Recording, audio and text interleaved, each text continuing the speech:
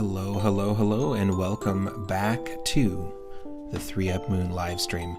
It is Tuesday. Happy Tuesday, everyone. Tuesday is my Friday. It's the beginning of my weekend, and it's Tuesday, February 21st, 2023. Now, that date has something significant. There's something about February 21st that I seem to... It is the 37th anniversary of the original Legend of Zelda on the NES. Probably one of the most quintessential adventure games that's come out, aside from Adventure, on the Atari. Legend of Zelda NES wasn't my first Zelda game that I played. The first one I played actually was part of my original collection that my uncle gifted me. He started the collection and then gifted it to me as I was growing up. It was The Legend of Zelda 2, Adventures of Link. Now, in my mind, I didn't play through that the same way that I played through Link to the Past later on, or Zelda NES years later. I played through it thinking it was more like Castlevania. I had Castlevania 1 and Castlevania 3. I also had, it was not RoboCop, but it was a game similar to RoboCop where you played as a robot. And really, just based on the way the sprites looked, the way the levels were laid out, I just associated those games with each other. And then I got myself a Super Nintendo. And when I got a Super Nintendo, the first game I picked up was The Link to the Past, which is Zelda 3, one of my favorite games of all time, probably still one of my favorite 2D Zelda games.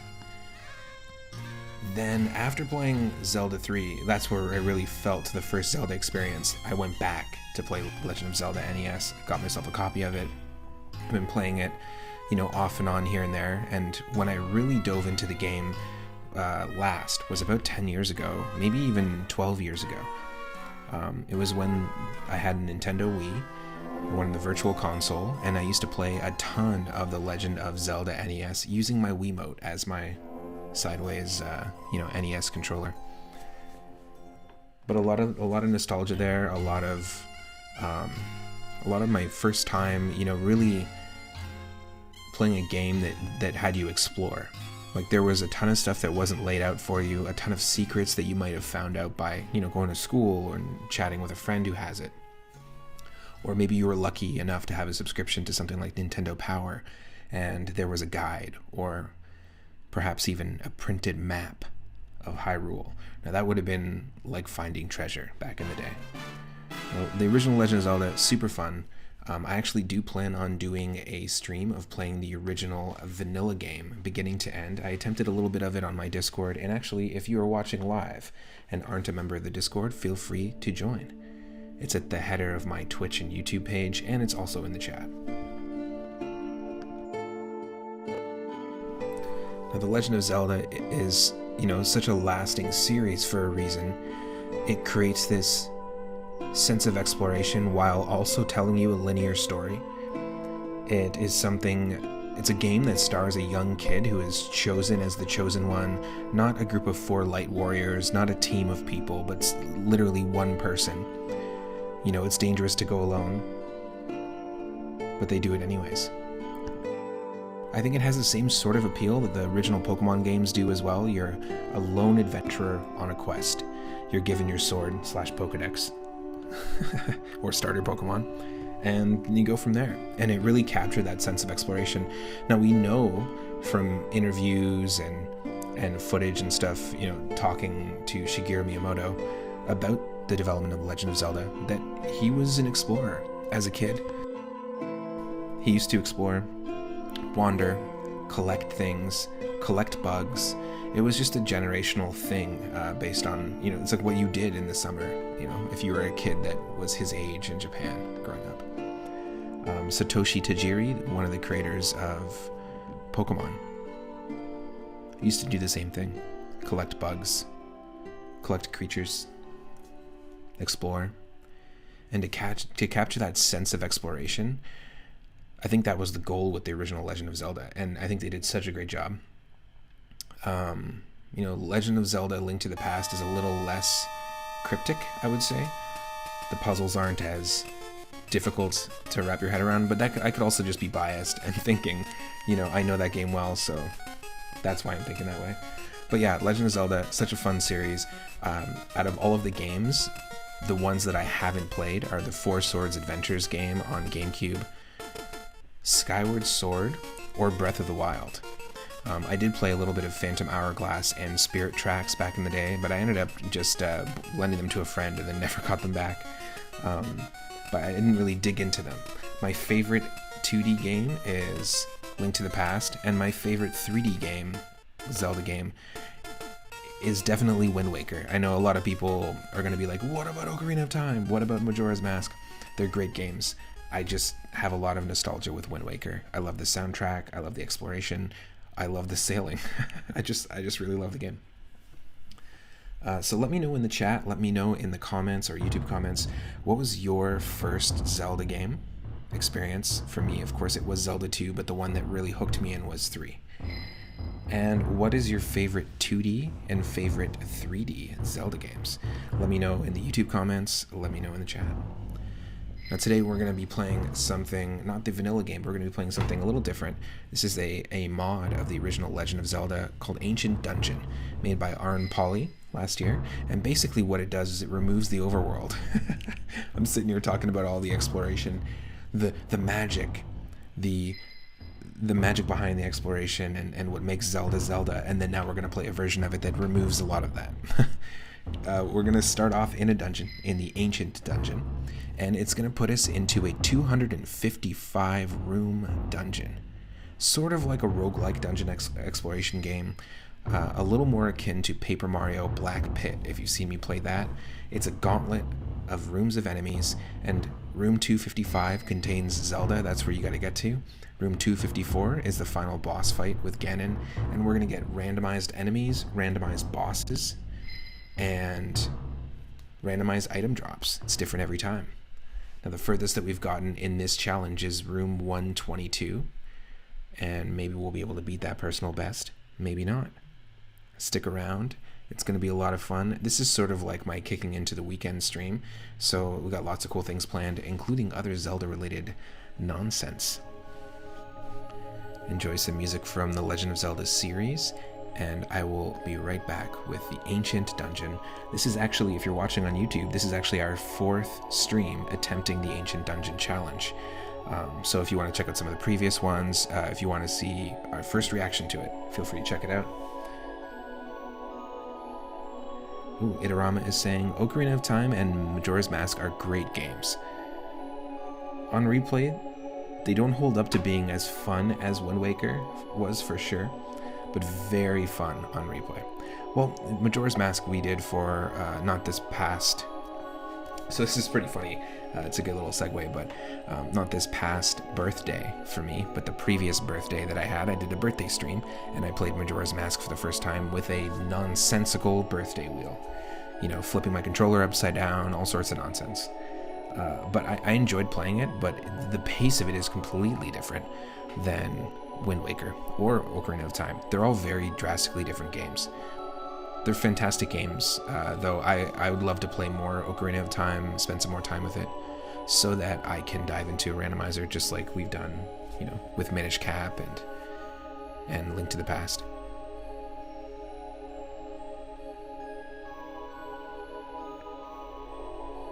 I mean, Twilight Princess, I'm not mentioning that, but it's a fantastic game as well. It's really, really fun. It's just a complete shift. It's a completely different game than the N64 ones, and it's also a completely different game than the GameCube one. But quite fun. Alright, I'll be right back in just a few as I transform from work mode into stream mode. Streamatron.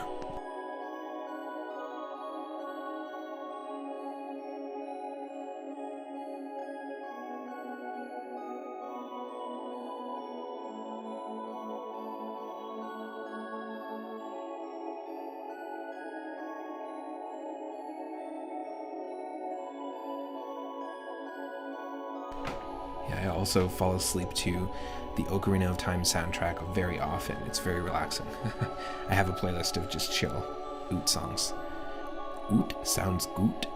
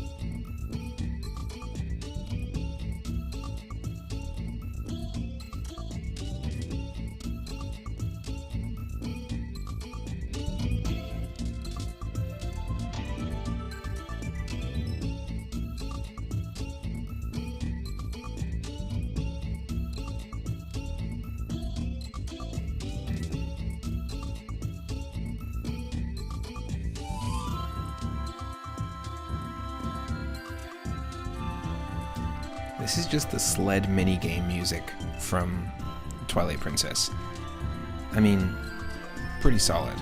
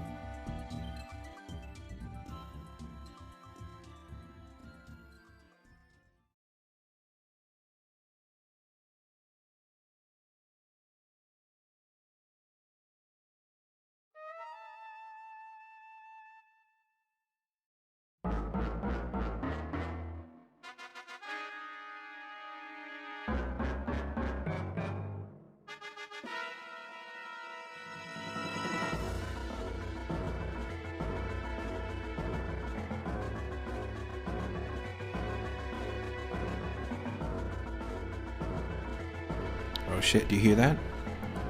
You better lock onto the target. Lock on target.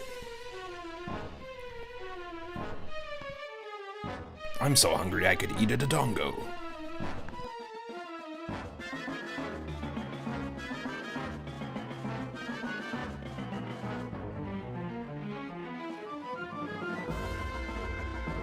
It's a secret to everybody.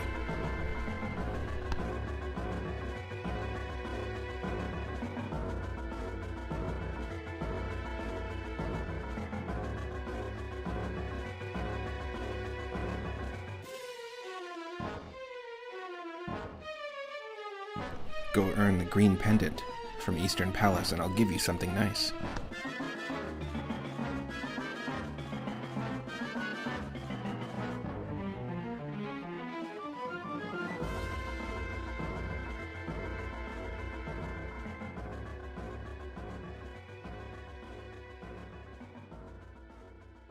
It's dangerous to go alone. Take this.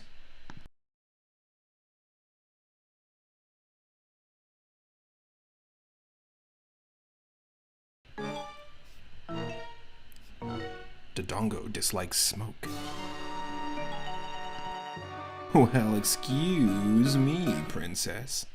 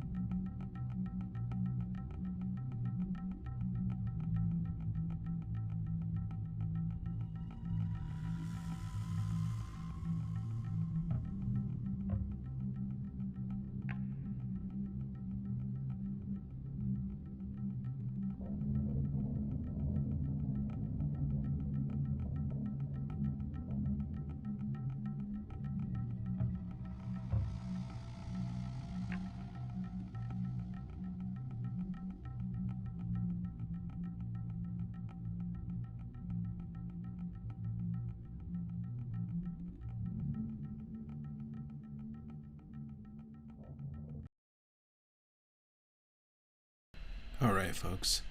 And before we start, we're going to do a little bit of a segue, because this is just a cool video I recently found that someone put together.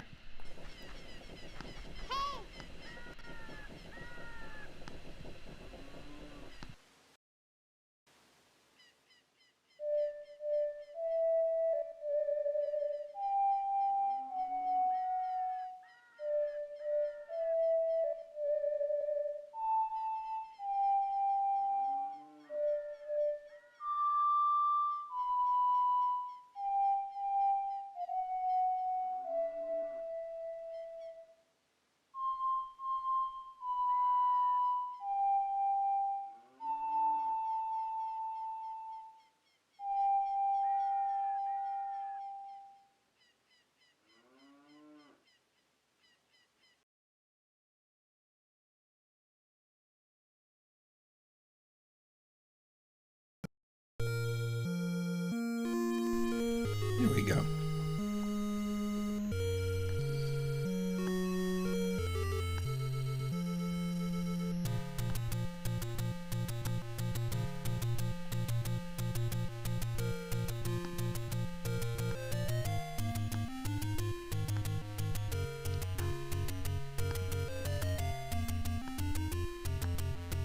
Many years ago, 37 years ago, actually this is years before then,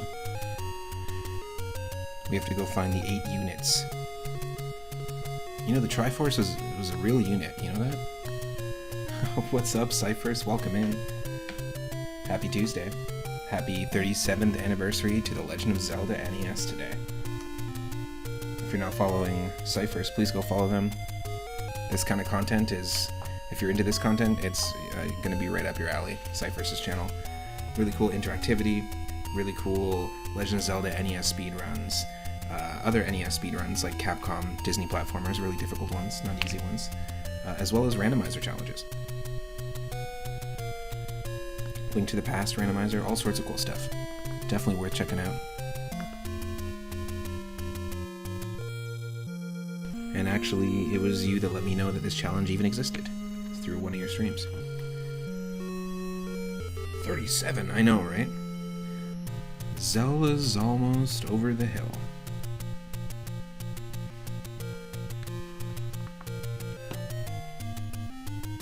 Do we miss Zelda's Dirty 30?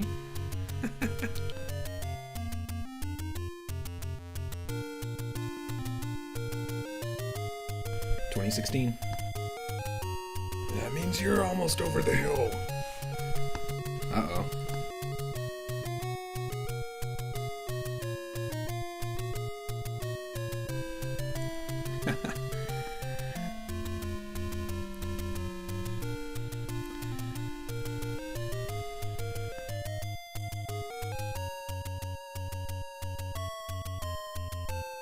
Welcome in, Mighty Collector.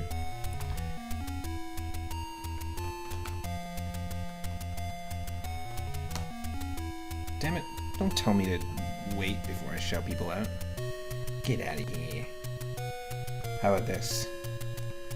Is that gonna work? Damn it. You're definitely over the hill? Well, let us know what's on the other side.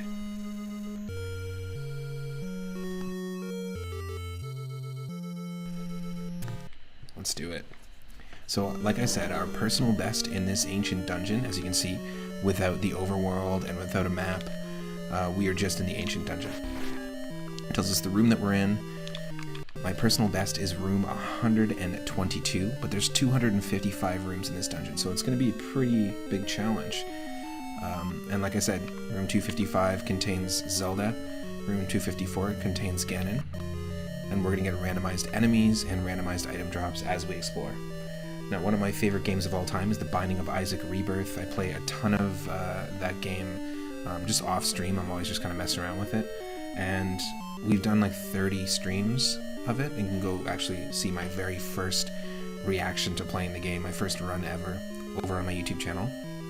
There's playlists, of course, for this, for every series we do, and Ancient Dungeon and all that stuff. But this is as close to turning a Zelda game into a Binding of Isaac-like experience as I've seen, and it's really cool. So let's just dive in. I also want to say thank you to a few folks here just quickly before we dive in. Phineas Coffee, thank you so much for the follow. I really appreciate it. Actually having some coffee right now. Phineas Coffee makes their own coffee and also partners with different streamers and does some really cool promotions. Plus, I'm always down with coffee. I mean, if it wasn't for coffee, I wouldn't be able to do this. I wouldn't be able to do like a full day of work and then dive right into streaming, or to be able to bring you daily streams. So that's the thing that keeps me going. Ooh, thank you so much for the 500 bits. I really appreciate that. Really appreciate that. Led Ostrich as well, a speedrunner and someone who does like randomizers and different challenges in retro games, including Mario Brothers 3 and Donkey Kong Country. Thank you so much for the shout out. And also thank you to Burns Crackers and Did You Know Gaming and Emerald Warrior S for the follows. I really appreciate that. I asked it just before, at the beginning of the stream, I asked our question of the day, and our question of the day is basically all about Zelda. Zelda was one of my first sort of adventure experiences, and really is a quintessential adventure game from back in the day. My first Zelda ever was Zelda 2, but I never really latched onto it. I had it from my original collection, and it wasn't until Link to the Past that I was really hooked into the Zelda series.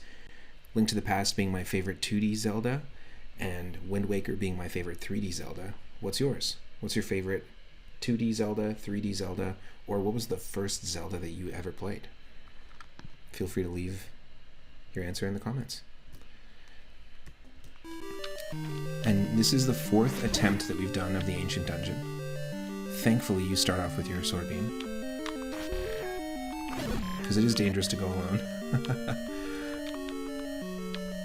We didn't have to go meet the old man to get it. But I love this game. One of my favorite things about Zelda games is the dungeons, so it's cool to just see this compartmentalized into a dungeon. And I usually stream every day around this time, but on Wednesdays and Thursdays, which is my middle of the week weekend, I stream around 10 a.m., 11 a.m. Pacific. Cyphers, I'm already over the hill then. Oh no. So if you're not following Mighty Collector or Cyphers, there's a shout out to Mighty Collector. Thank you to 1000 Year Steven as well for the recent follow, and to the Witherling and Fexy. Phineas Coffee says, my first Zelda was Link to the Past. Yes, and you've loved Zelda ever since. It's such a good game. It really takes a lot of the fun of the exploration of the original NES Zelda and just kind of beefs it up. It expands upon it. I remember the first time finding out that you could explore the Dark World and that there was a whole other overworld. That was pretty mind-blowing for the first time. I had a subscription to Nintendo Power, and I remember, like, I had a subscription later on. Like, I didn't have it when the game came out, but that led me down the rabbit hole of finding classic issues. And a friend of mine, I could never find this issue myself, but a friend of mine had a Link to the Past issue that had so much information about the game, and I was just like, this is a treasure trove. Like, this is like finding the Book of Medora. But yeah, I don't know, you know, I always think about this. I'm sorry, my headphones are kind of messed up, but I always think about this. I never got a chance to play Zelda 1 first, but if I did, would it have grabbed me? Would it have got my attention the same way that Link to the Past did? I don't know. I think about it often.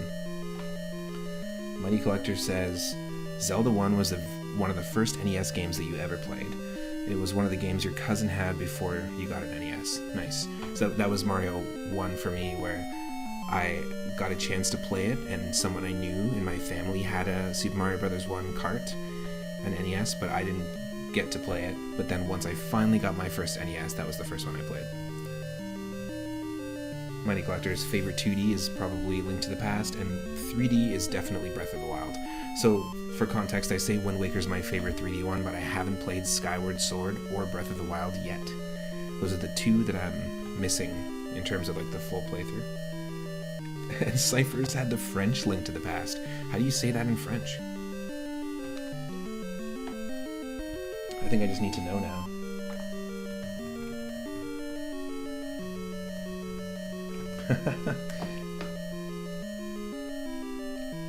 It is Lien vers la passe. Vers le passé. I tried. I'm not French. Okay. I still have no idea. So the thing about this, you'll notice I haven't gotten through a door yet. Well, that's because it doesn't matter which one we go through. It's a little bit different. It's all about pushing forward, and there aren't puzzles in the rooms. It's a little bit different than something like The Binding of Isaac, because watch, we'll go through that door. And then, say we go back. We want to go back into that room. That doesn't happen. It takes us to a brand new room with brand new enemies. It's all about pushing forward, and it's really an action-based dungeon exploration challenge, so it's really all just about fighting and combat, which I'm totally cool with. I love the combat system in this game, and I spent a lot of time in like the early 2000s messing around with Zelda Classic. It's a game I really like. It's essentially a fan-made game engine, where they took all the best parts of the dungeon exploration and overworld exploration of this game, the graphics from Link to the Past, so you've got like Super Nintendo style graphics, and also some elements from Link's Awakening and the Oracle games on Game Boy. And really, basically, somebody made a fan-made quest and a fan-made second quest, and because it's a sort of open source game engine, lots of people have made tons of different original quests that you can play with the same combat as Zelda 1. And so whenever I play this, I always think of my Zelda Classic, my time playing Zelda Classic, because I remember it was the first time I really got into the nuance of being able to stand between tiles. That's one thing I really like about Zelda 1, is that it's tile-based, but you can kind of walk freely around the tile, where like something like Final Fantasy does not have that built in, or even Dragon Warrior. I think you're walking pretty much like locked into the tiles. Little things like that can change the game feel completely. And like I said, the last time I really dug into this game, like the OG game, was on the Wii. Which is in my mind, a very long time ago. Oh yeah, no way. So Cyphers, so you didn't know French at all, you just happen to have the French version of Link to the Past, but the first time you were playing it, you were trying to play it, obviously blind, but you didn't know anything. Like, any written clue, you're basically screwed, you couldn't read it. That sucks. Especially because there's a few really important clues and a few pretty cryptic moments that if you didn't read or weren't able to read the text, then yeah, you're just gonna completely guess. You played up through the first 3 dungeons before from renting it. Okay, cool. Oh, interesting. So this was a game that you rented first before you got it. I feel like it would be so hard to rent a game like Zelda. I remember renting Paper Mario on N64, and me and my cousin spending at least double the cost of buying Paper Mario, because we just kept renting it. We're like, oh, but we're not done yet. I gotta keep renting it. We're only on chapter 3. Gotta rent it another week. It's pretty fun. Fun to think about those nostalgic moments. And I used to bike to Blockbuster and rent Game Boy Color games, N64 games. Oh, this is not good. We need coffee.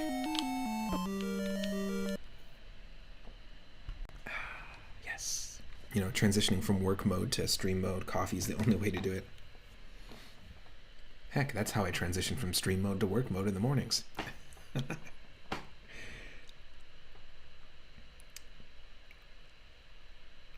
Oh, you couldn't get any farther after renting it. You rented and beat Paper Mario 64 as well. Yeah, they used to do 7-day rentals, and I still remember biking across town in my hometown to Blockbuster to be able to go, and this is in southern Ontario, Canada, to be able to go and, you know, try out a new game that just came out. I'd rent a couple games. Wario Land 3 was one of the games that I discovered through renting, and then was like, whoa, this game's amazing. I had to buy it. I bought the rental copy, and then eventually went down the rabbit hole of Wario Land 2 and the first one, which was fun. Oh, yeah, that too. Mighty Collector, renting something like Final Fantasy 1 on NES and just hoping that your save file was still there. Because what are you going to do? It's like letting your sibling play, and then you're just like, what happened to my save? What happened to my save? That's amazing.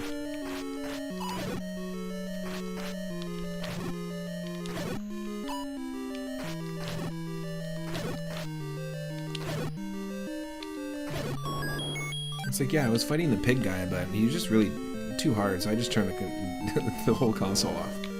Was that bad?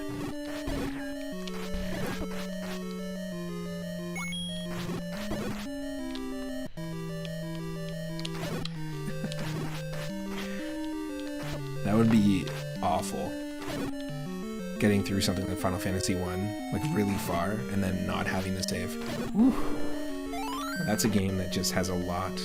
There's a lot of stuff going on. There's a lot of hours you got to put into it to progress. It's not easy. This is not good. Well, you know what? We might be able to survive. I'm not going to say that. I was going to say this is probably not going to be our run, because the furthest we've gotten in this was, like I said, 122. I think we're just going to start from scratch again. It's a little bit of a push. The first thing I ever streamed on my channel ever, when we started just over 2 years ago, was a similar challenge to this in Earthbound. It was the Ancient Cave mode in Earthbound. So you start with all 4 players, it's randomized enemies, and what it is essentially a randomized labyrinth, an entrance randomizer. And you still have to fight Gygus. Attention, Earthbound gamers. We gotta defeat Gigagas.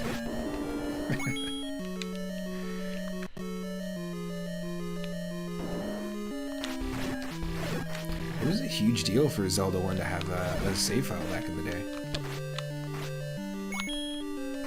You know, I think it definitely... Was it the first game on NES to have a save built in?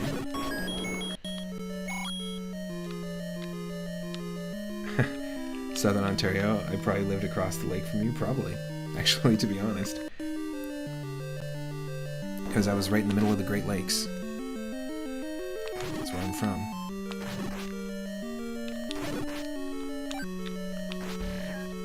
That's cool.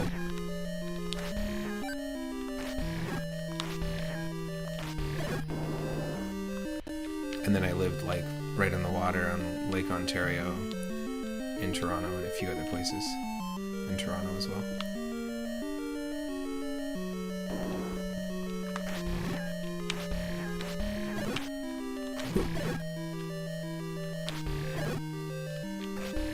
Zelda was the very first game with a save battery on NES. Nice. So I know that on the Famicom disk system that they had Zelda there, and actually recently I was listening to a soundtrack comparison. So the Famicom has a different sound chip going on than the NES does, and there's just like a little bit of extra nuance, a little bit of extra juice, you could say, that they squeeze out of the sound chip. And it's really cool if you get some time to just check out the Legend of Zelda NES soundtrack versus the Legend of Zelda Famicom soundtrack. Yes. Okay, here's another good question of the day. Least favorite Zelda enemy? For me, it is the Tektites. Not a fan. They're hard to predict. Doesn't matter what game that you encounter them in. They're hard to predict. In fact, they might be easier to deal with in Link to the Past than any other game. But the fact that they're always jumping on you, you don't know where they're going to land, when they're going to jump. So hard to pinpoint and adjust your movements accordingly. Oh, it's a little bit of a dance. Yes. In this game, it's the Dark Nuts. Ooh, Dark Nuts are the big armored enemies that you can only shoot from the back, right? Or attack from the back. I'm not even sure. Do they appear in Link to the Past?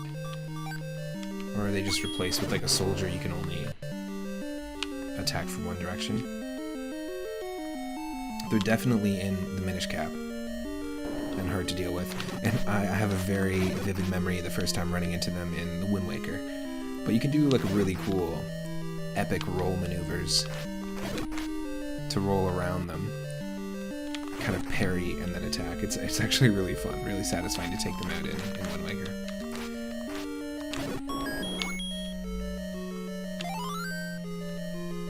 I don't mind the Lionels or the Garayas in this, but I know a lot of people would probably say that as well.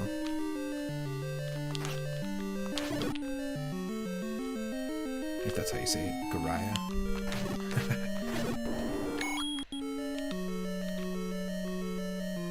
Favorite Zelda-based prog rock band in the late 70s, early 80s, Garaya Heap.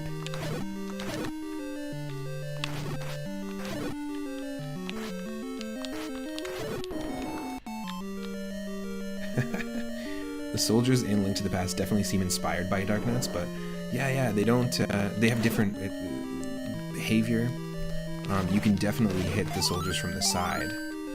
Like, they have soldiers with shields, but it doesn't feel like... I'm trying to think, like, is there like a moment in a dungeon where you run into something like that? But no. There's the one-eyed statues that you need to attack with arrows specifically. But those are... those have a completely different name. Unless, is that the interpretation of the Dark Knight? I'd have to look. We'd have to go into Zelda Dungeon to find out. Oh wait, we're literally in a Zelda Dungeon.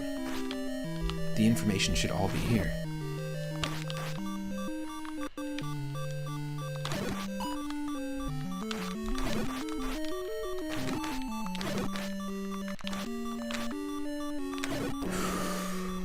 Oh, the beep of shame. The beep of shame. Okay, my partner just got home from work, so I'm just gonna take a quick moment here.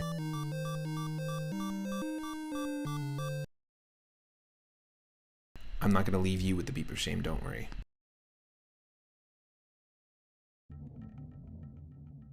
We're gonna play some Zelda music, and I'll be right back.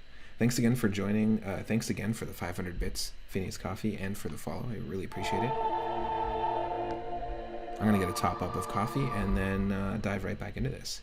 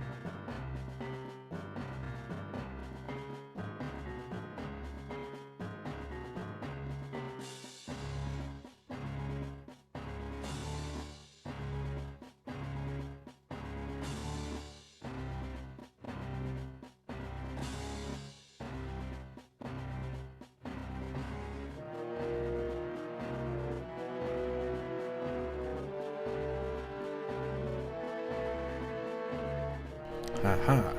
And I returned. Mighty Collector says, I always said it like Go Raya. And that's how they said it in the cartoon. But I guess it's supposed to be Go Ria. Is it Go Ria? No way.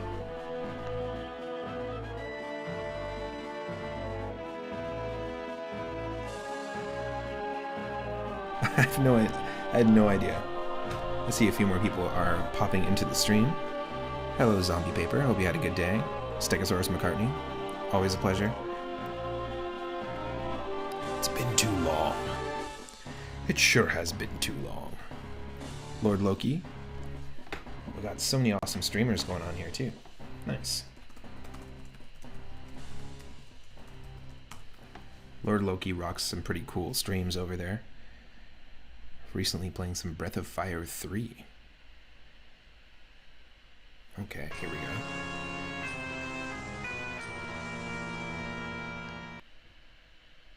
Let's see. Okay, just one more moment and we'll dive right back in. Like I said, transitioning from work mode to stream mode isn't always the smoothest, but we tend to kind of roll with the punches on the stream.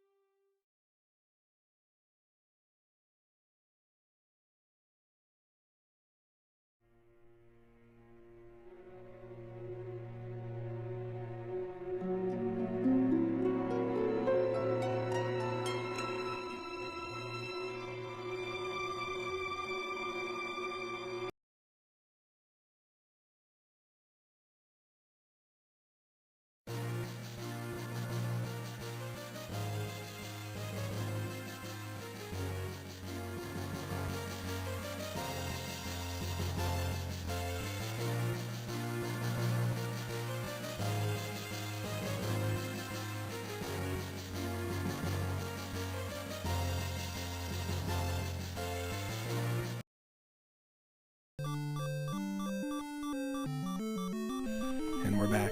And of course, we're back to the Beaver Sham.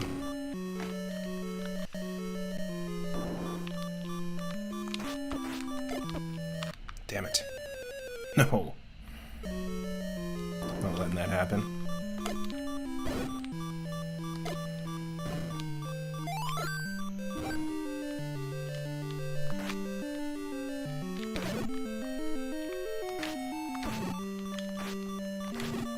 Roll. Never turn your back on a Garaya. Garia?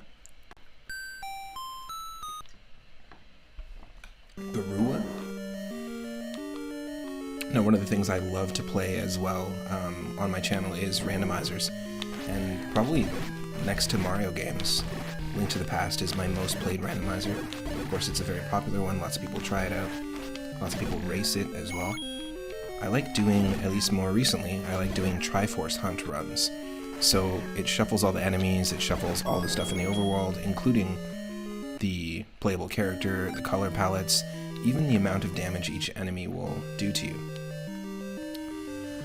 But the goal isn't to beat Ganon, it isn't to get all the crystals or pendants, it is specifically to find 20 pieces of the Triforce.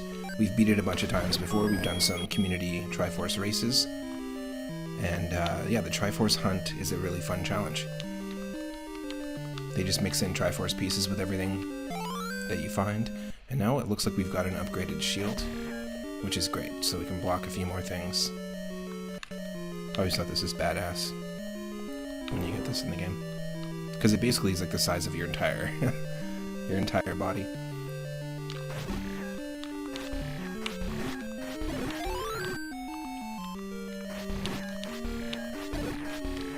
So I assume these slimes, that when we attack them and they turn into the small slimes, are those like the prototypes for the Choo Choo jellies later on that you see in, you know, Wind Waker and Minish Cap? I guess, are those like the... Did Choo-Choos evolve from the slimes?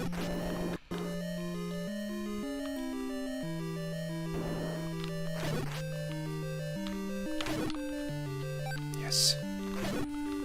Had a little birthday song for Zelda earlier, that was fun.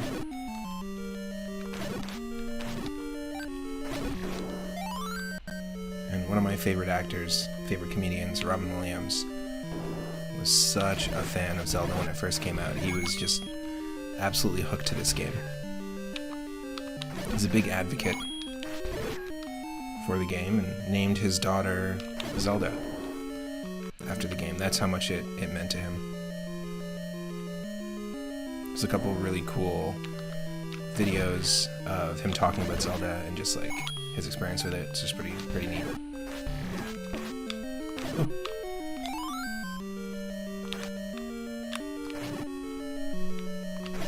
Yes.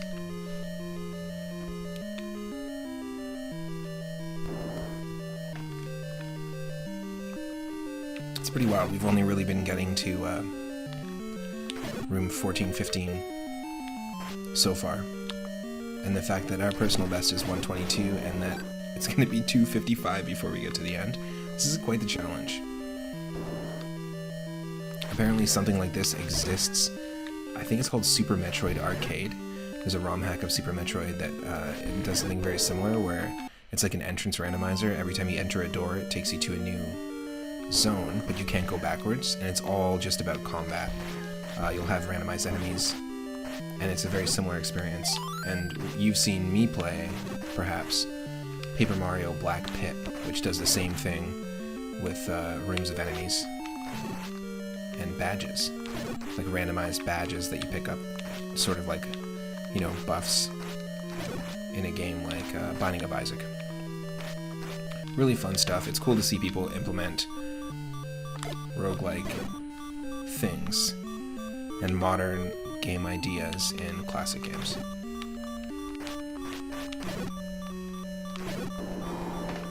Back to the Beaver Shame. This is not good.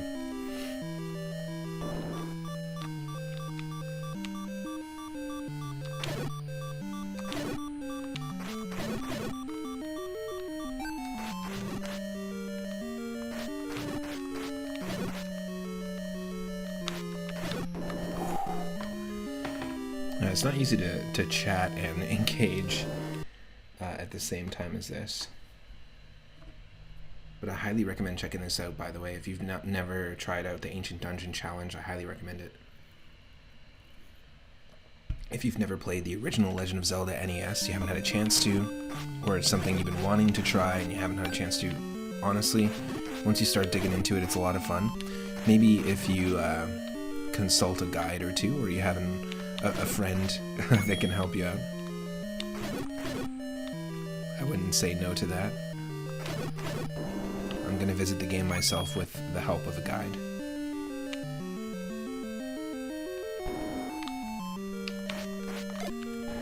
Yes. That's what I'm talking about. Okay, so we can hear the boss in the other room. We're fully healed. Doesn't matter which door we go through. I feel like this is more epic. But whatever room we enter, that's going to be where the boss shows up, and whatever boss we fight is going to be randomized. Let's go. It's Dodongo. Dodongo dislikes bombs. I'm so hungry I could eat a Dodongo. Hey, and we found ourselves the blue ring. It's really easy to accidentally, like, leave the room, by the way, if you didn't see that ring. If you leave the room, you can't come back, so you can easily skip your power-up. But the blue ring gives us extra power, extra defense, and a new tunic. Heck yeah.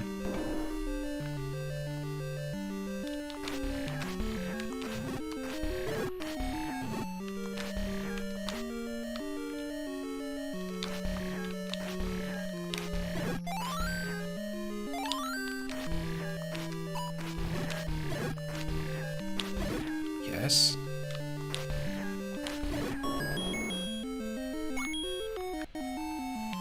Now the way way this works, if we get the bow, is that every time we want to shoot an arrow, it's going to deplete one of our rupees. And I think that's how it works in the original Legend of Zelda as well. You don't pick up bows, or sorry, you don't pick up arrows specifically as individual items, like in Link to the Past. But you just have the bow, and it costs money. It costs money for the honey, if you know what I mean. You don't got the honey if you don't got that money. Yes.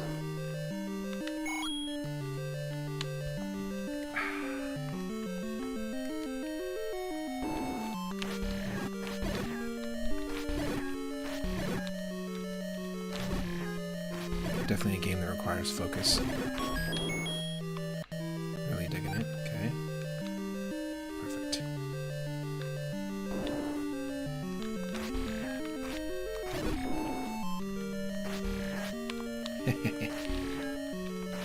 Really? Fine.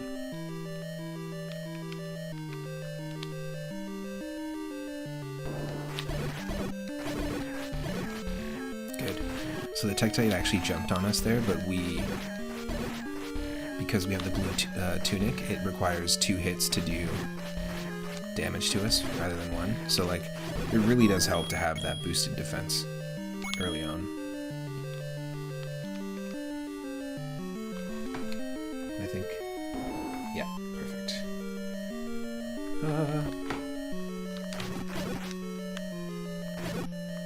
Moblins, Stalfos, and Octoroks.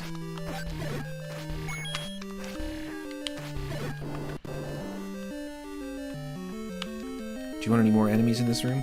No thanks, I'm stealthed.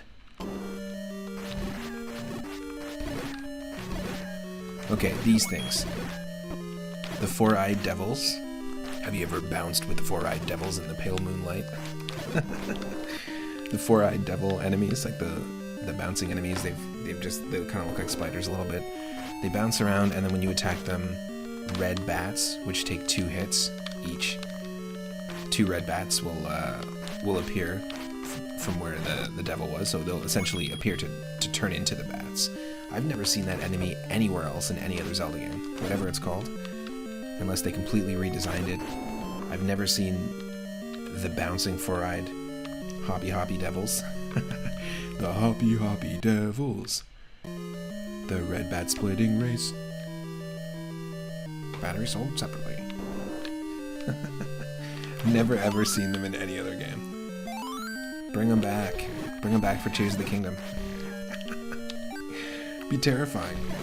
No one will even know where they come from, and then when they cut them in half, they'll just be 2 red bats. They'll be like, what?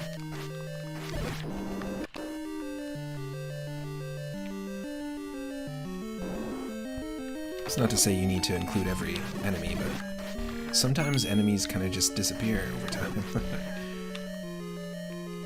From the Pantheon, the Monsterpedia. Oh, jeez, that's right. These things they don't just trace around the edge of the room, they have a mind of their own. They go wherever the hell they want. So for a long time, I thought those things were like the sparky enemies from Super Mario Bros. 2, or fuzzies. Like the electrical things that just kind of go around like this. But then if you look closely at those enemies, I forget what they're called, they're floating skulls. They're skulls with like electrical fire around them. Very interesting. In fact, one of our Discord channel stickers for Moon Space Zone is specifically the official artwork from the manual. But yeah, it's when you know that, and then you look at the sprite, you can really see how the skull is there, and it almost is like a wisp character, Will-O-the-Wisp, classic fantasy character. Now, when I was a kid, my uncle had an Atari, and he had a bunch of Atari games, and one of the Atari games that I used to watch and play was Adventure. Now, I said this is the quintessential adventure game, but I would say Adventure is probably the more quintessential adventure game. It was just going room to room, collecting keys, opening doors, fighting dragons. There was dragons on the box art, at least. Of course, Atari games leave a lot to the imagination. But yeah, Adventure was a cool experience. I would argue that would you have Legend of Zelda 1 if Adventure didn't exist? And that came out in 1980. I wonder how much of that game Shigeru Miyamoto played. The skull ball things, yeah, that's what they're called. They're called bubbles. Weird. They come back in Ocarina of Time. Yes, I do remember that. And you totally blanked on the Hoppy Devil's name, but it's actually Vire. Never heard of it. Send me a Vire, then you add it back into Zelda. Okay, that's dumb. We need... Oh, shit. I just realized, every time we've run into an old man selling us stuff in this game, in the Ancient Dungeon Challenge, we've had enough coins. Or rupees. That's so dumb I said coins. We've had enough rupees. But this is the first time we walked in here without enough rupees, and I don't think we can do anything. Because if we leave, we can't come back.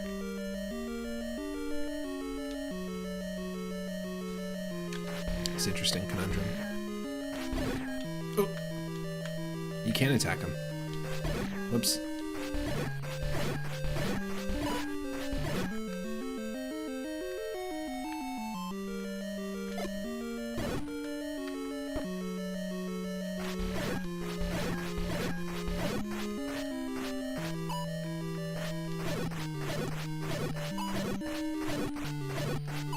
Nice.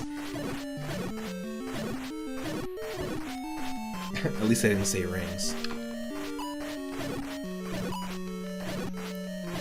Yeah, shit, if we just had 6 more jiggies. Oh, whoops. Do you think there's a way we could glitch ourselves out to get 6 bananas? And then come back with enough bananas?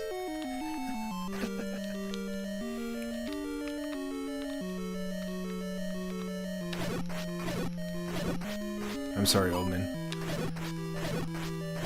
I'm just trying to see what happens. This is for science. Oh, the Vires apparently come back in the 3 Game Boy games and Cadence of Hyrule. I want to play that so bad. That's the rhythm game, right? I absolutely want to play that game. Big time.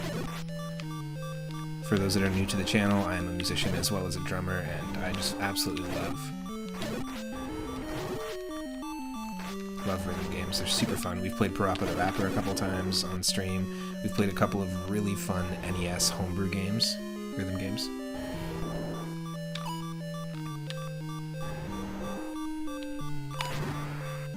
Because we have the magic shield. Really benefits us here.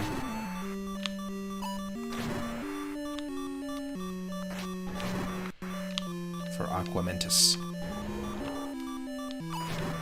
Sorry, what flavor Listerine were you looking for? Yeah, I was looking for Aquamentus. Also, you got that Dodongo flavored deodorant?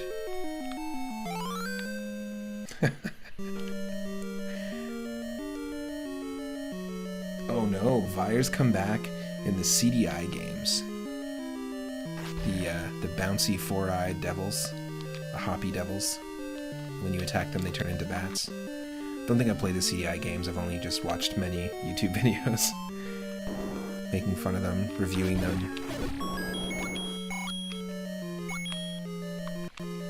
Hope you had a good day, Zombie. Hey, we didn't do a shout out to Zombie Paper yet. Nice. And make odors Dodongo away. Make all odors Dodongo away.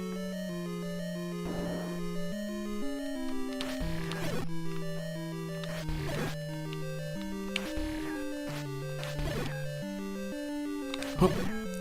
Yes.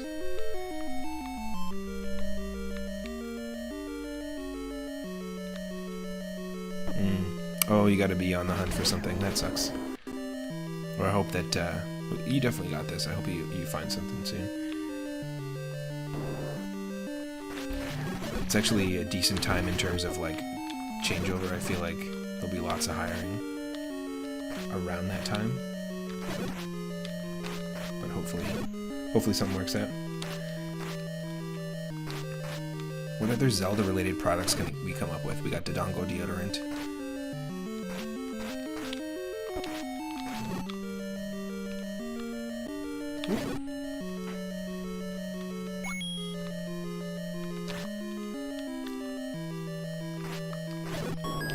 Yes. Is that a second upgrade? Yes, look at this. Blunk. Now it's actually our entire body. Perfect. Oh no. Rupee rings, I like that. See, those would look good. Like ring pops. But they wouldn't taste good. Navi GPS. Hey, listen! Turn left in 400 meters. I can't do the voice. Be so annoying. Dark Nut Crunch. Yes. It's a cereal. You can only eat it from the back of the box. The box is completely impenetrable from the front and the sides. It's a very odd design, but it's delicious.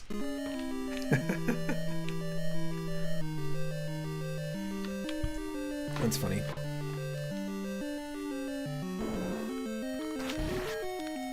There we go. So you can sort of see the skull face in the bubble.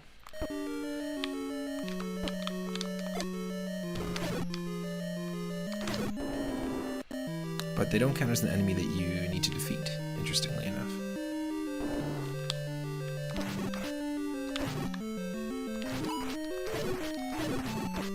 Oh.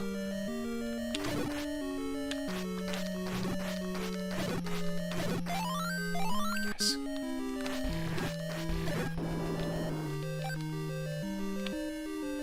Room 38.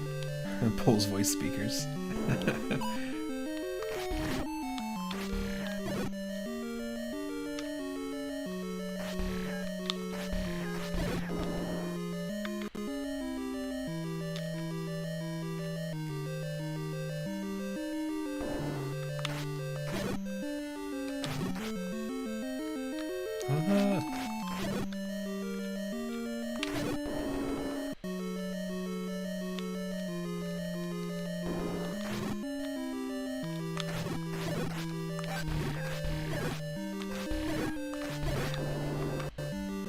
I love the idea of Navi GPS.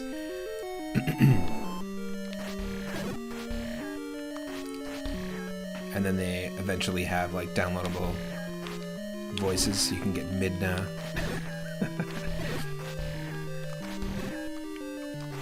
Tail.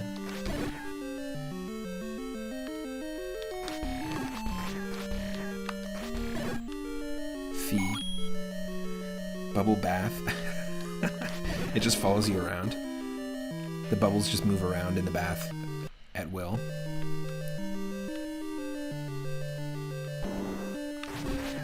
Now there's definitely like classic Super Mario bubble bath from way back in the day. Like there's weird like merch based on old Nintendo games, just old games in general, even old comics and stuff like that. If you start going down those rabbit holes, it's really interesting.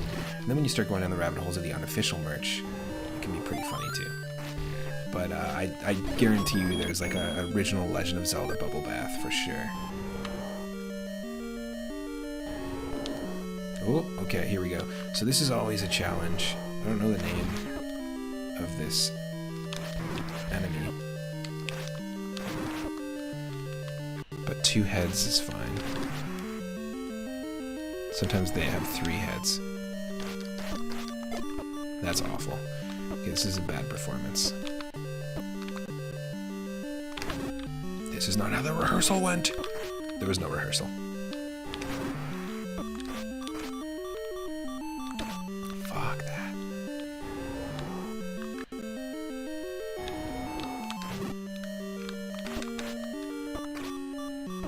No.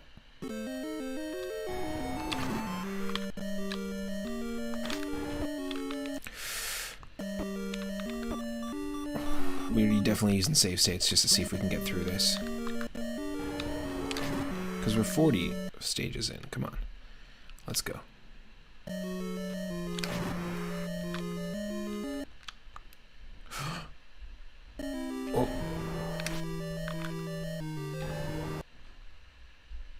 This is nuts.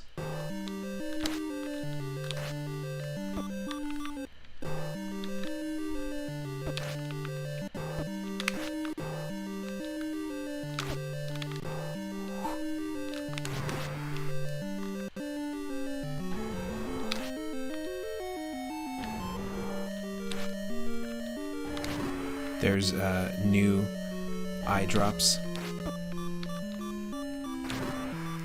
There's new Zelda for products. New Zelda themed eye drops. Artificial Tears of the Kingdom. And new Zelda breath mints. Breath mints of the wild.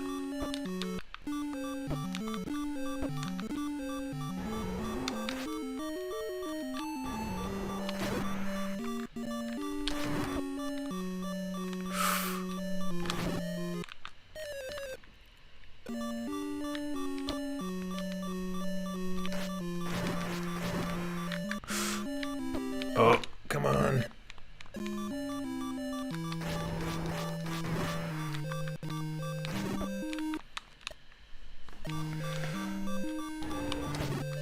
Oh, come on, come on.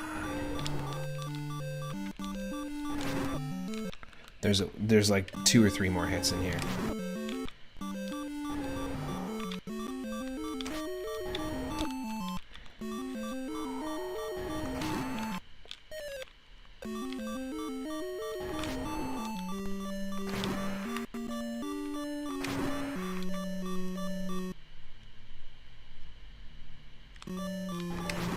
Yeah, 3. Knew it.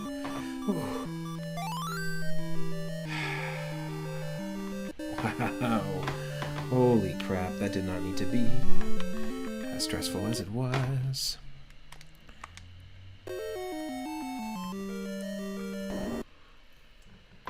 And we only did that with save states. That boss always gives me trouble.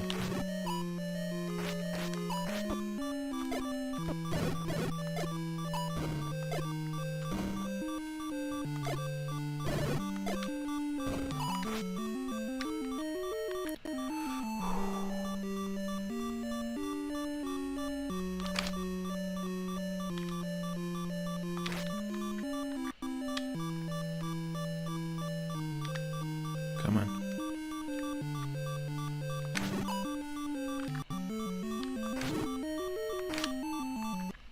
This is the dance. The pea hat dance. Whew.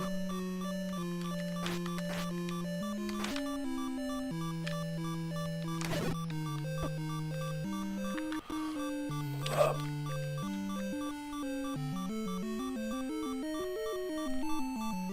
Now having to fight a boss in this room would suck.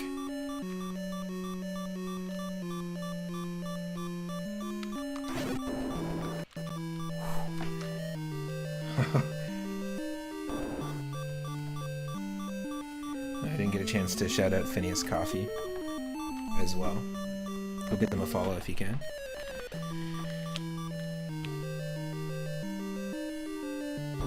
Okay, check this out. 3 Vires, and these are the Dark Nuts.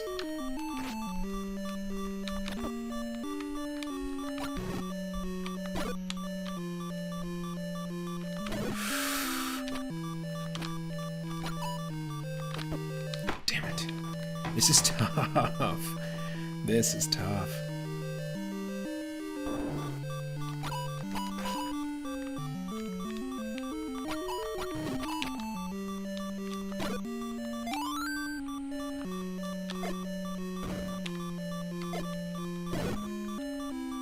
It is doing damage.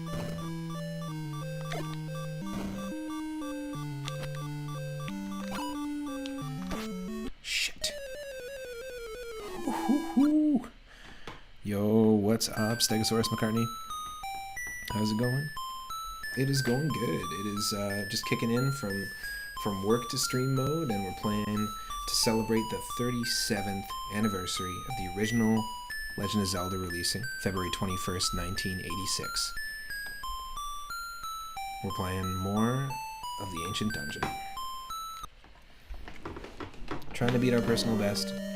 That's the best we did so far. But you know what? That last boss fight required too many save states to make that feel like it counts. Okay, let's dive in just a sec. I'm gonna get some music going, use the washroom, and be right back for some more Legend of Zelda NES. I've also got some cool stuff planned for a little later involving Link to the Past and involving some randomization.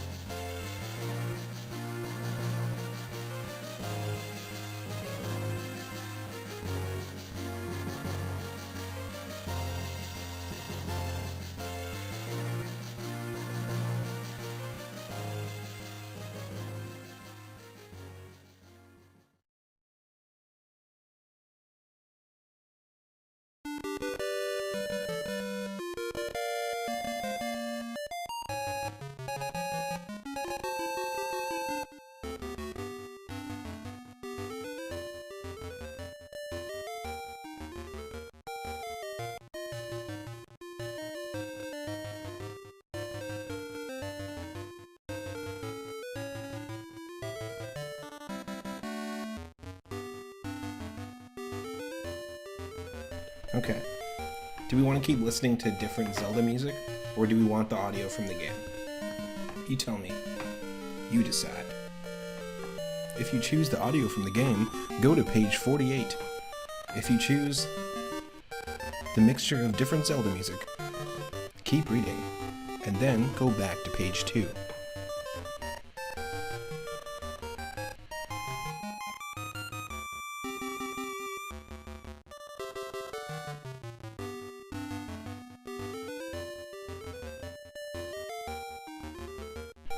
You selected Donatello. Please leave the arcade.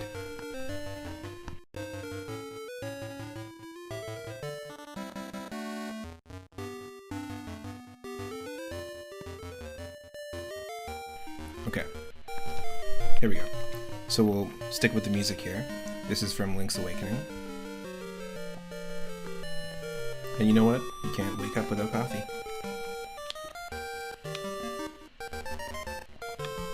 Whether you're waking up from a deep sleep or you're waking up from a work shift, i.e. decompressing, trying to switch gears, entering chill zone, chill mode.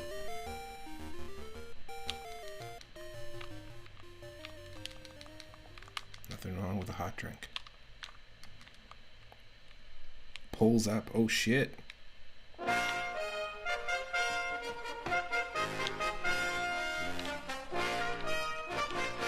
It's just so loud in this dungeon. All the horns. It's discombobulating Link.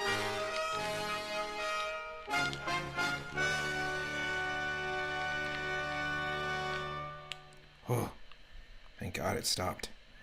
Whew.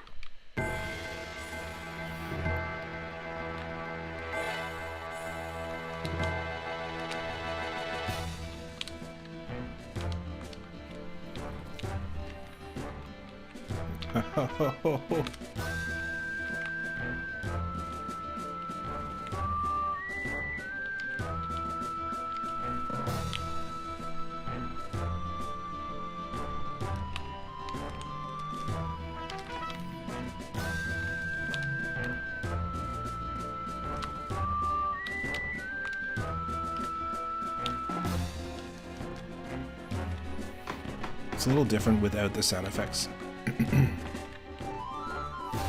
But at least we don't have the beep of shame. We just have to be more on looking at our health there. And yes, did I say we have to be more on? Yes, I just have to be more on. And then I'll be fine.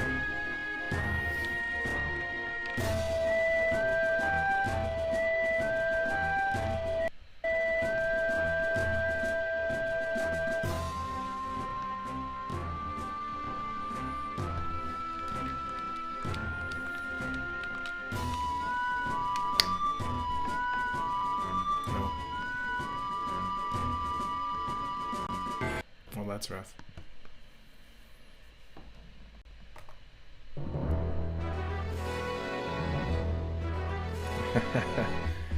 Oh, I see.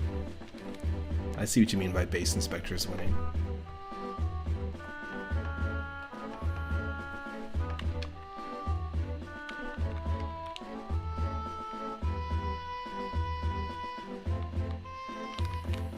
I believe it to be true.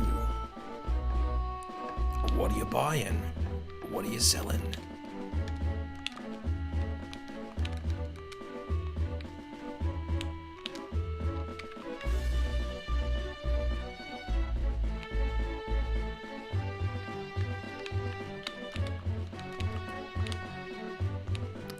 I mean, as a series, it is probably one of the most beloved series in terms of like adventure games or just game series in general. There's a lot of divisive opinions, you know, between what the best version of Zelda is or isn't, but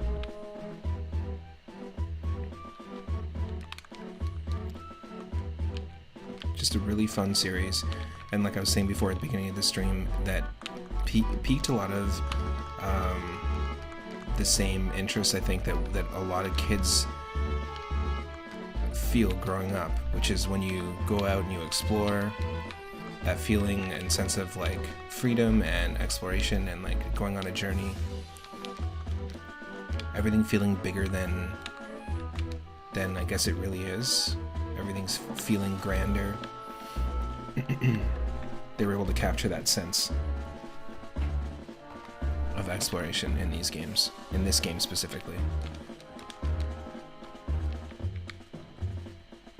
And I know a lot of people, I haven't played Breath of the Wild, but a lot of people will say that Breath of the Wild does a great job at translating that same sense of exploration. When you hear about them talking about how they developed it, you can tell that that's something that was at the forefront. I also think it's really cool that when they developed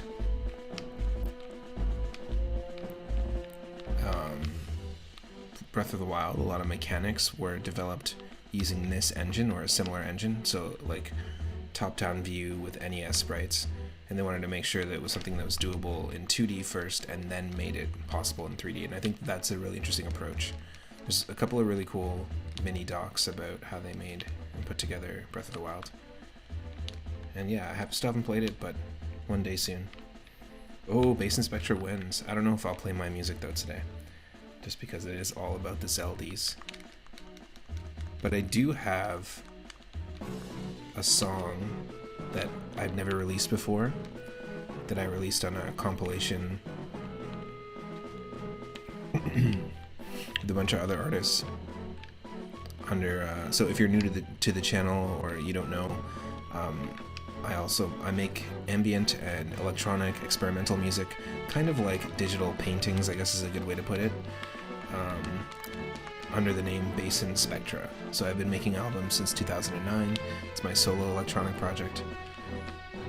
And I also drum, and I've drummed in many different bands, but that's my main musical project, but I haven't released anything in a long time except for this recent compilation. Poisonous Cedar, I believe, is the name of the song. There we go. There's my Bandcamp.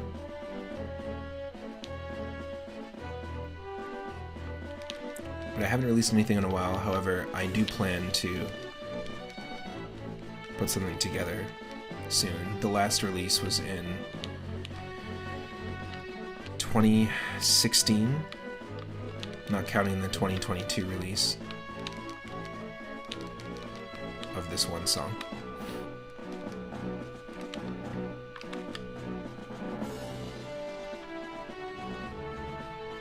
But soon. And I think I'll do a music-themed stream, specifically. Oh. There we go. We got this. We're not going to know, like, the room before a boss because we have the audio off, but that's okay.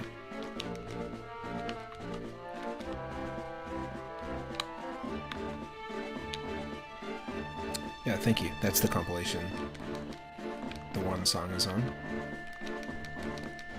But yeah, it's not, I wouldn't call my music songs. They're tracks. They're just things to listen to. Good for listening to in the background of, you know, writing, drawing, painting.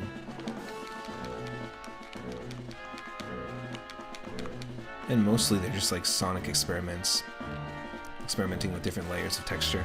That's why I kind of describe them as like paintings in a way.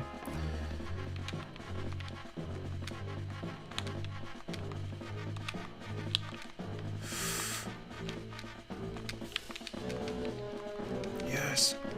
Get out of here, Moblins. Yes! You got it.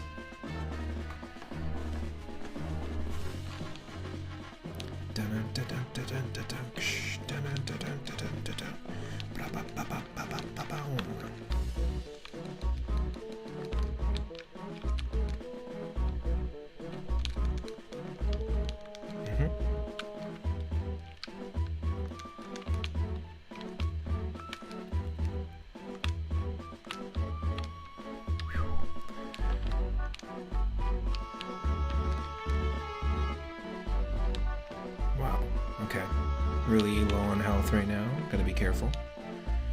You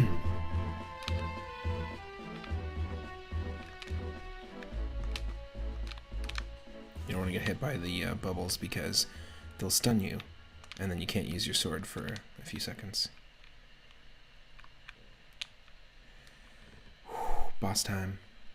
Shit. We got 42 rupees though. We got the spirit of Douglas Adams helping us out. No! The bees! Not the bees! They're in my eyes! Not the bees!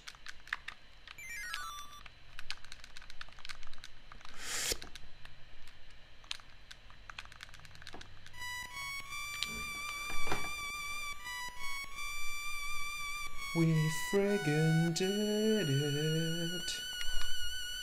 And, boom. We got ourselves the magic wand, which is just a badass weapon. Let's go. Oh yeah. It's smooth sailing from here on out.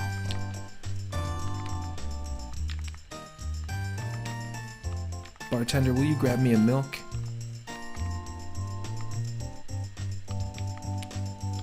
Oh, I left my yarbles at home. Oh, different milk bar. This song is called Milk Bar. Me and me droogs yet left my yobbles at home for a bit of the old In-N-Out. Oh, you like In-N-Out Burger too? Sure. That's the fact that In-N-Out Burger hasn't done a Clockwork Orange commercial is shocking to me.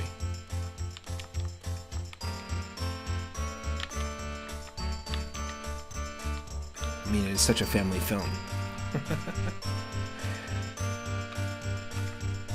Get out of here. Tech tight. Nope.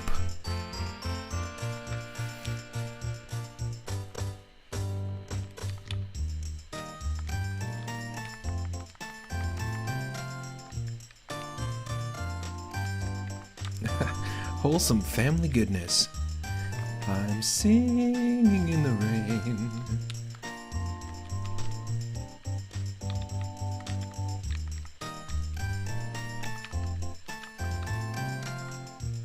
Sponsored by Tears of the Kingdom eye drops. For when you're just watching a lot of clips of video footage over and over and over and over for so long that your eyes dry out, and you need that artificial Tears of the Kingdom. Call today. Ooh, that is a beefy rip. I'm gonna say that.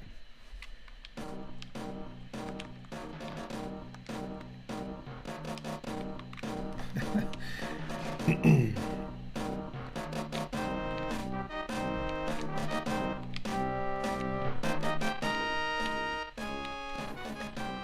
you think Koji Kondo was inspired by Star Wars at all, or John Williams?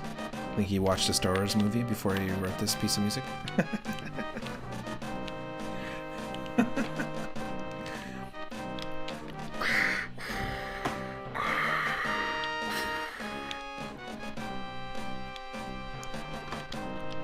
Link.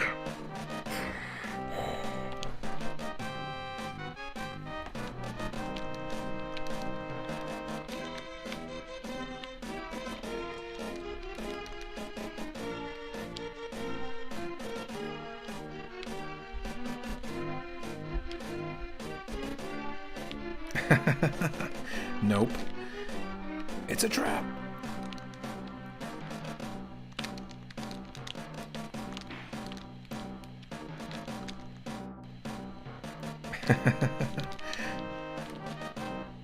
Oh. Gotta dance with the pea hats. Wait, trivia poll. Which was first? The In-N-Out restaurant? The Clockwork Orange or Quest 64? Ooh.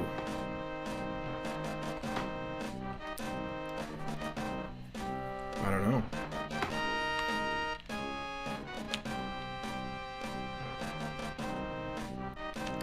I don't know, me and me droogs left my yarbles at home.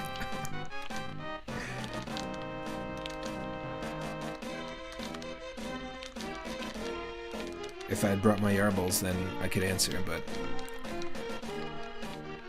Sorry. Okay, we gotta just, like, focus on using the magic here, because it's gonna help us out.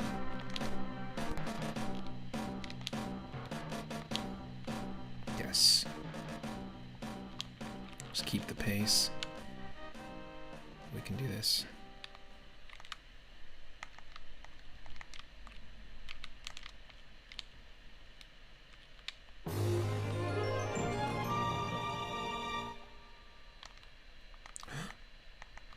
Yes.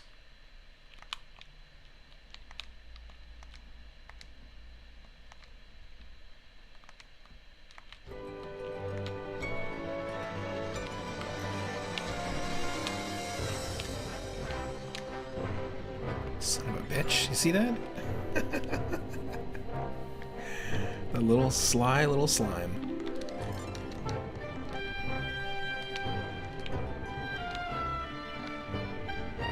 Yes, please.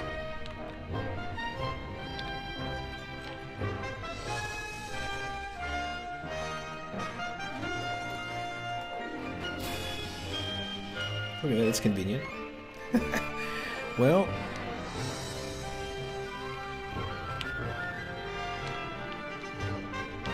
wasn't trapped. Come on.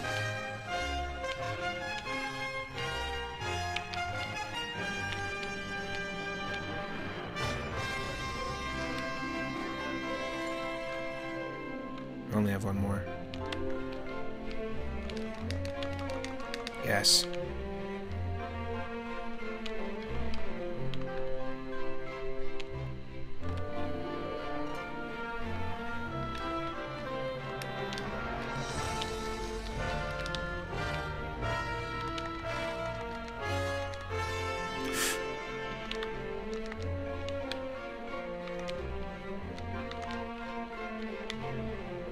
This is music from Skyward Sword, but it sounds like almost Indiana Jones. Not quite, but close.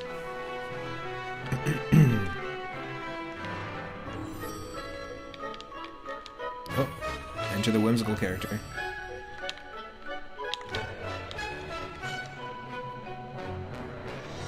Sounds a bit Quest 64 in. Let's go.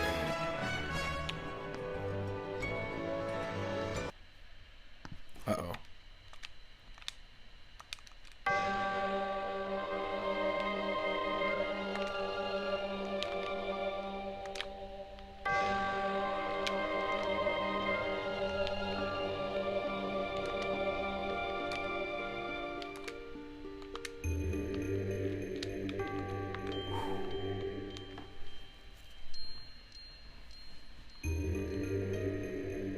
Looks like we got a winner. It turns out the In-N-Out restaurant actually was first.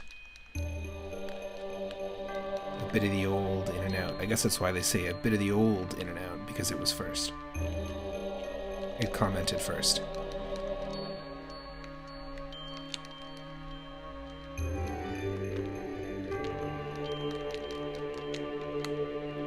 I think the restaurant should really only be concerned about what's going in, not what's coming out. I just want to say that out loud into the universe so that people hear me. So that the universe hears me.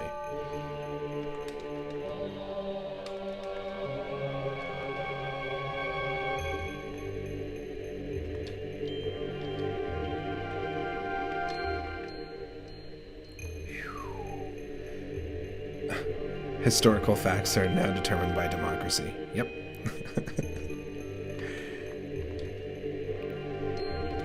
Oh, did you hear? They changed the beginning of... They changed the date that television was invented. They rolled it back like 8,000 years. Wait, what? Yeah, we voted on it today. Television was invented in 6,842 BC. As of this morning.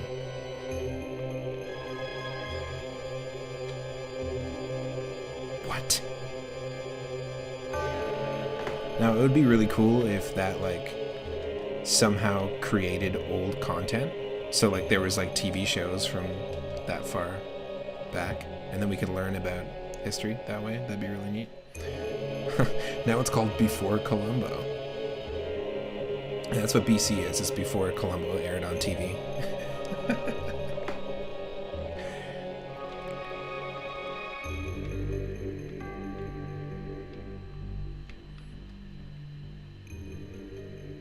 That honestly sounds like an episode of The Outer Limits or The Twilight Zone. A world where historical facts are determined by democracy or just by democratic vote.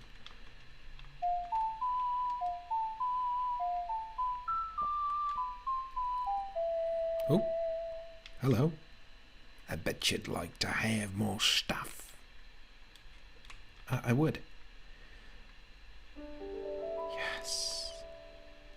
Nice. So that's not the Master Sword, is it? Is there like another level of sword? Or is that the Master Sword? I mean, it's sort of what the Master Sword looks like in the other games.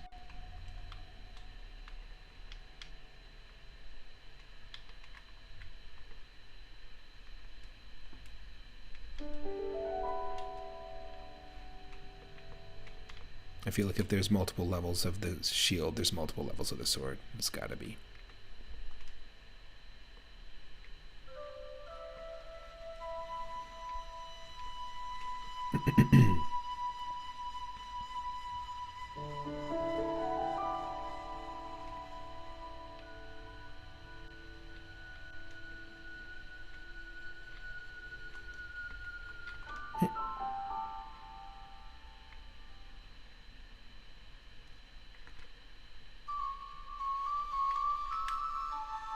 Room 47.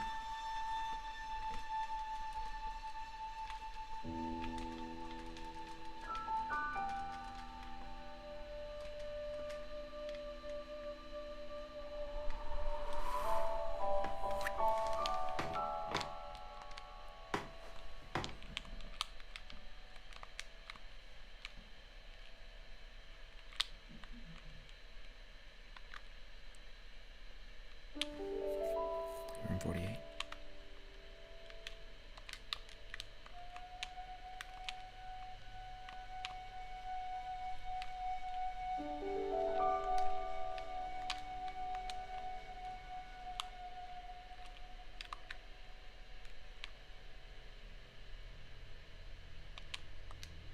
Couple of hoppy devils.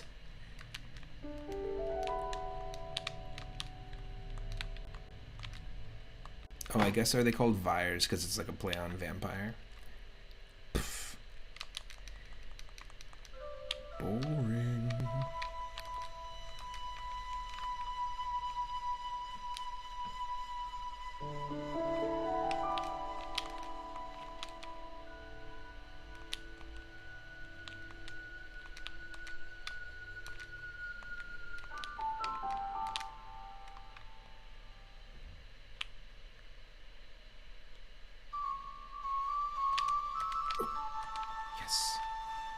So the upgraded sword actually takes out the choo-choos. I'm going to call them choo-choos from now on, but takes out the slimes quicker, which is nice. Takes them out in one hit. They don't even turn into tiny slimes anymore.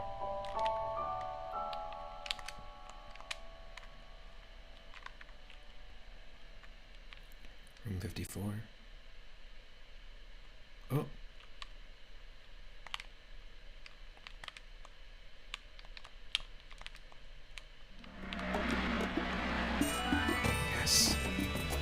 Boomerang. We got that boomerang. Fun to use in this.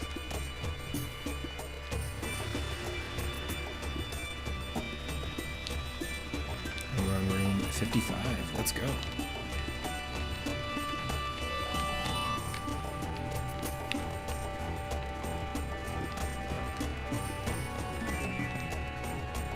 Still no match for the magic or our current sword, but still fun to use.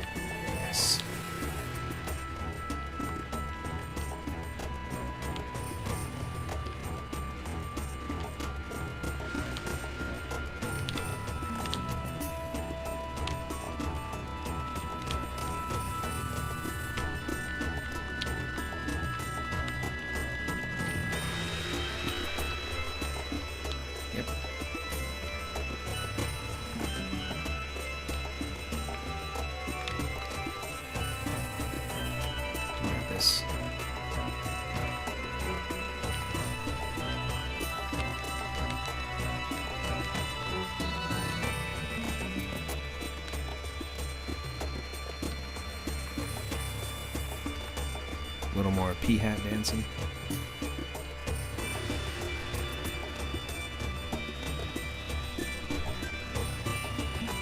Yes.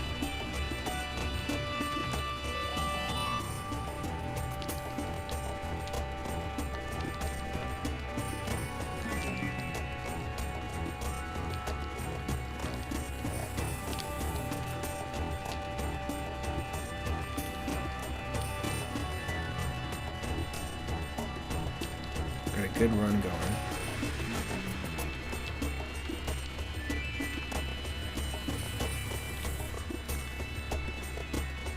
B-Hat is one product that didn't do too... that didn't do as well.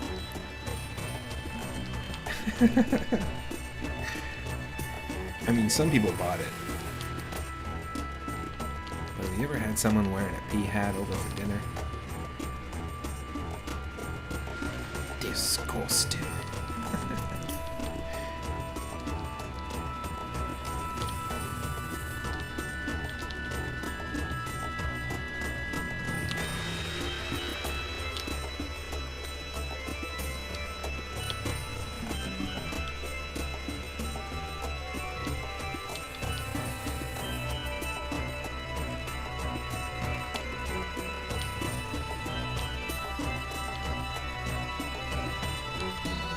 Yes. 465.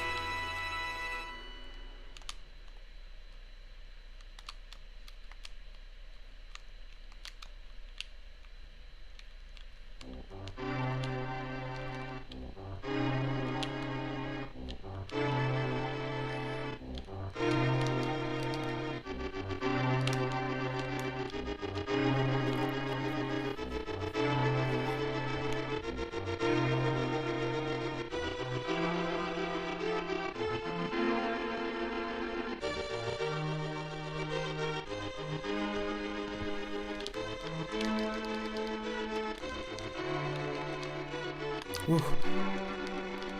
Get away. Get away. Get away. Are you looking for a getaway vacation? Call 1-800-4269-GETAWAY.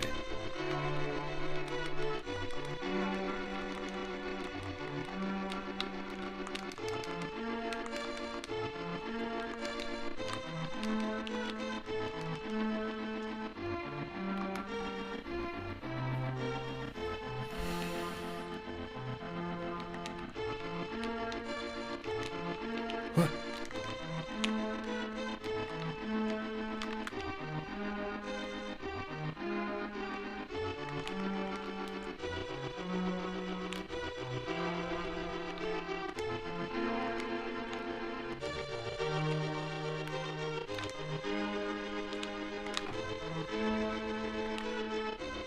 No. Can't let that happen. You cannot let that happen.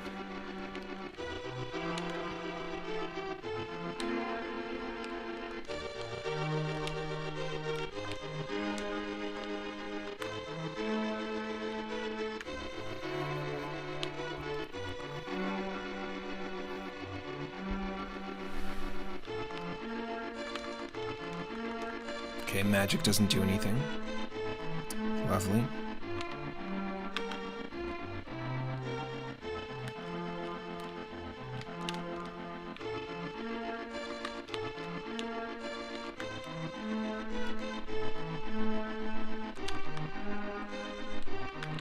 Shoot.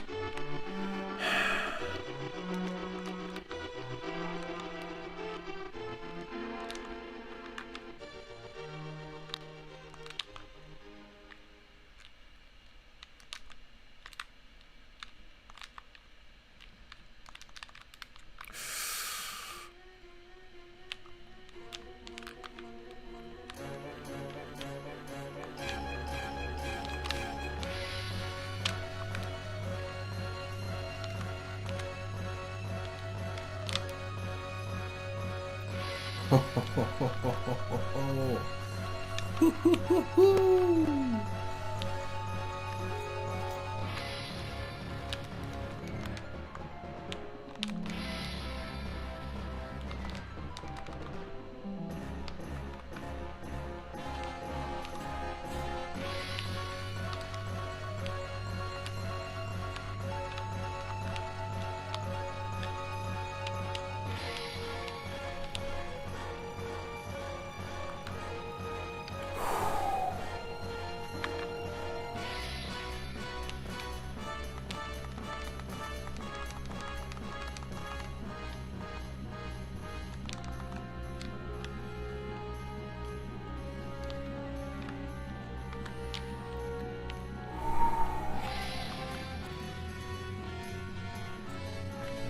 got this.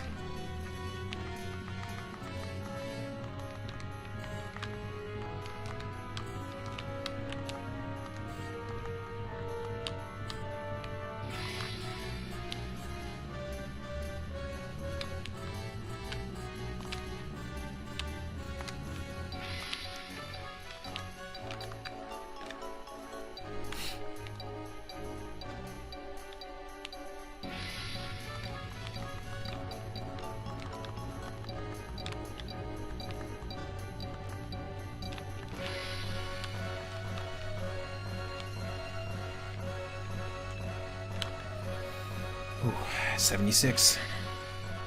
Let's go.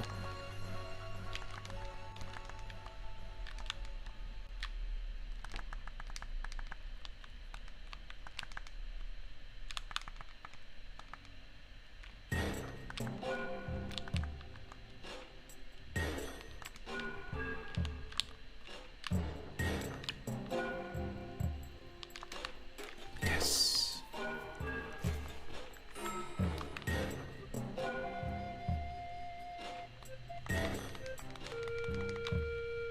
Okay, I thought I would have had to have fire for the Gibdos, but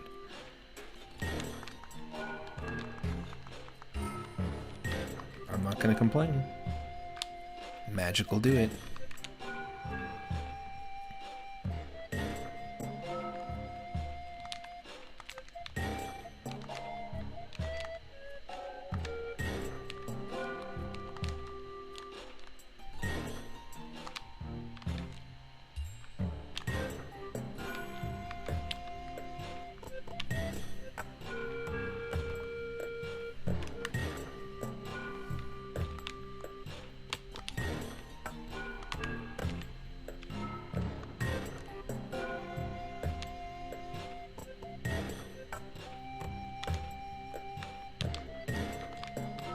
Yes.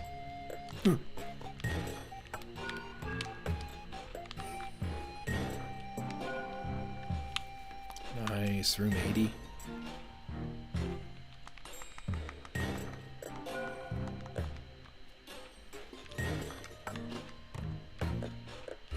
This is music. This is the desert music from Skyward Sword. Some pretty good music.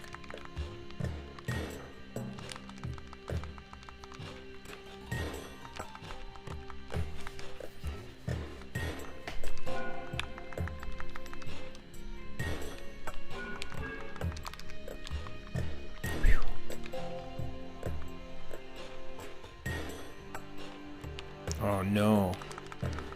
I don't like. I do not like.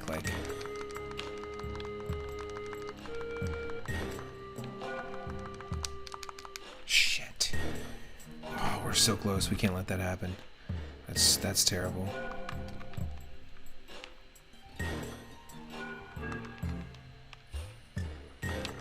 Not sure what the rabbits are called, but I mentioned before, they always make me think of Mips, the rabbit that you have to chase down in Super Mario 64, but they are quite difficult to deal with. Is there something specific we should use to take them out?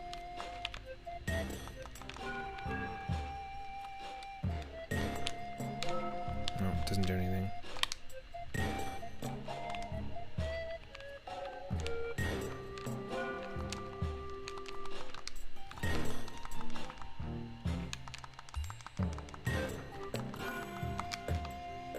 Shit. Even just one of them.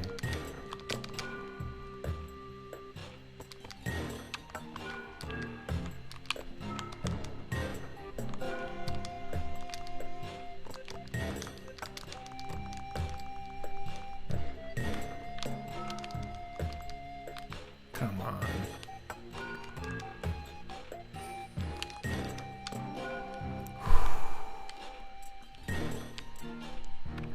Rough. Meow, meow, meow, meow. Ribbit.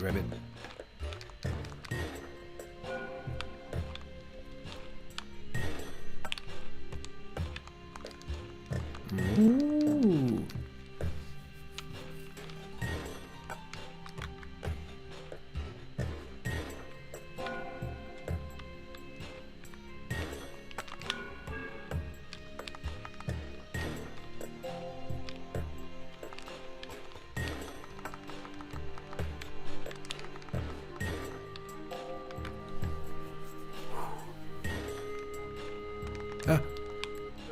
Oh no. Okay. If we know there's a boss, then we just gotta pray. Oh, this is an awful spot to be in.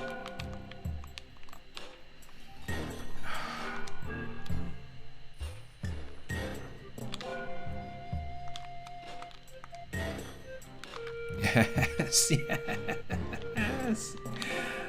All four, baby.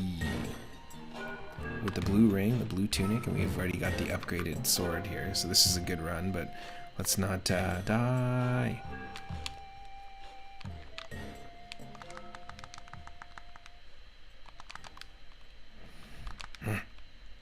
That's frustrating.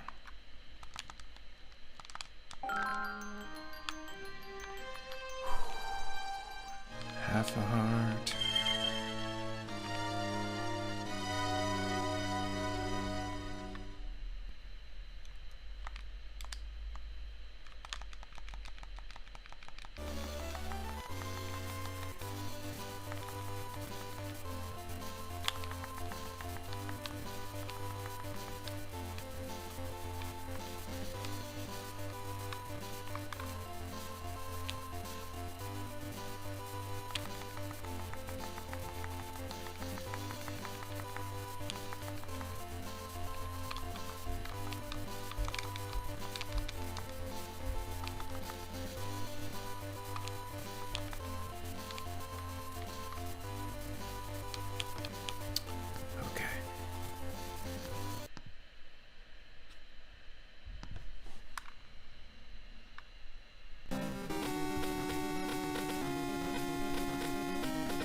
For some reason, the Game Boy Color songs in this playlist are just overblown.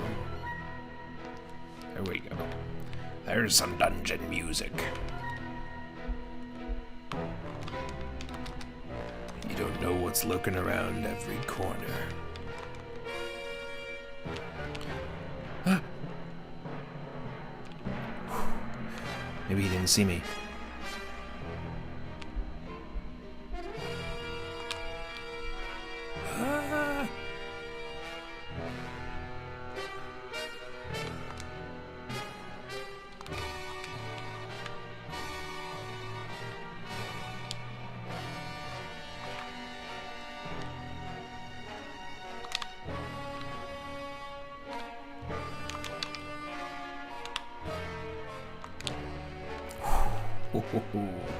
The tension. Cut the tension with a Master Sword. Well, I'd hope so. Should be able to cut more than just tension with the Master Sword. Otherwise, Hyrule's shit out of luck.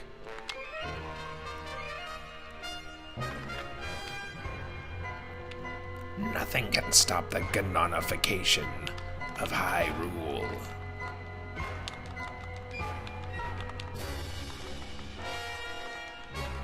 Ganon's been hanging out with Dr. Robotnik a little too much.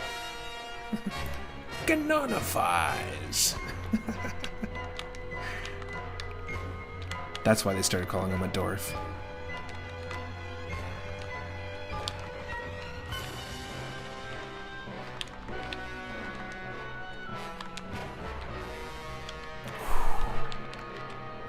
'93.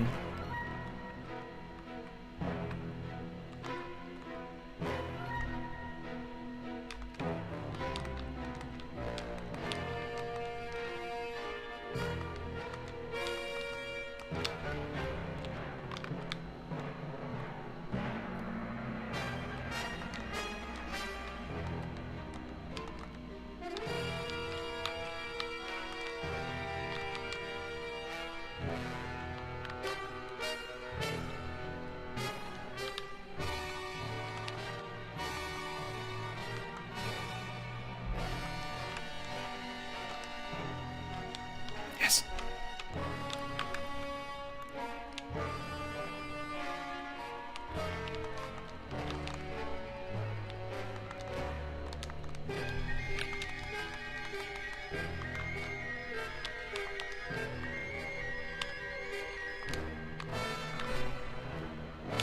Whew.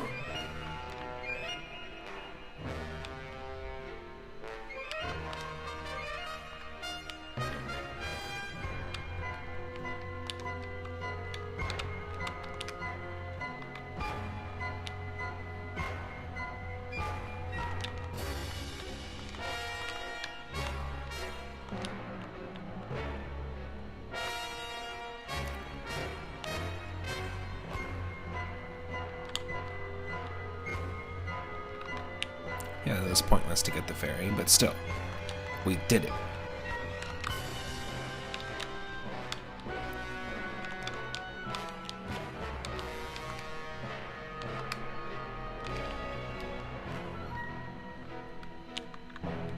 Nice, the blue tunic is actually taking hits for us.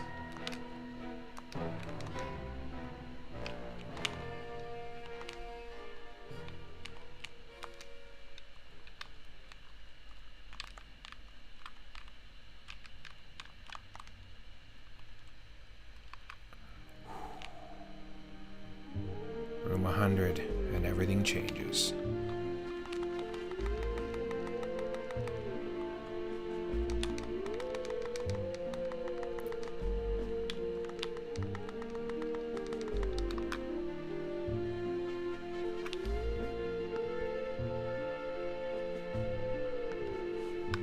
I bet you'd like to have more stuff.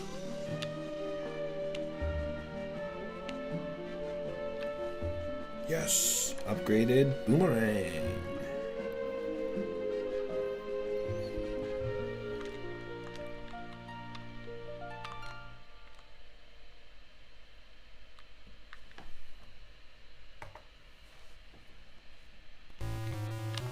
Ho, ho, ho, ho, ho, ho, ho.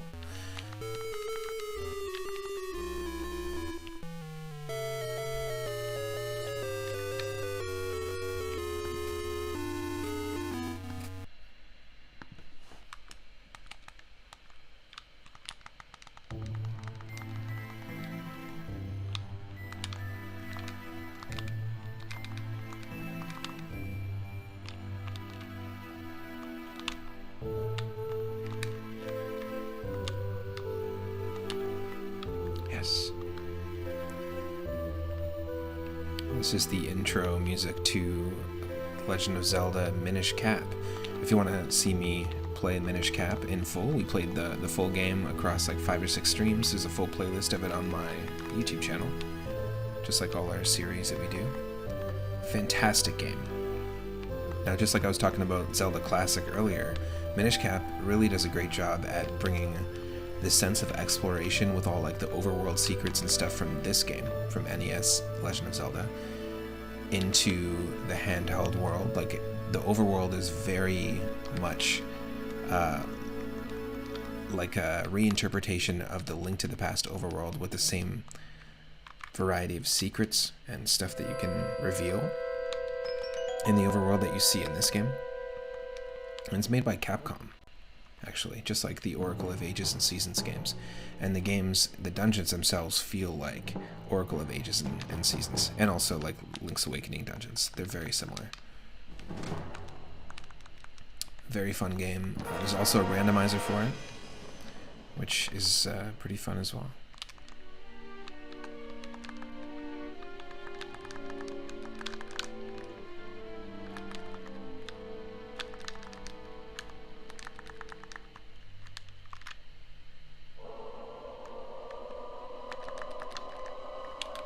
Is the magic doing damage to the robe or what?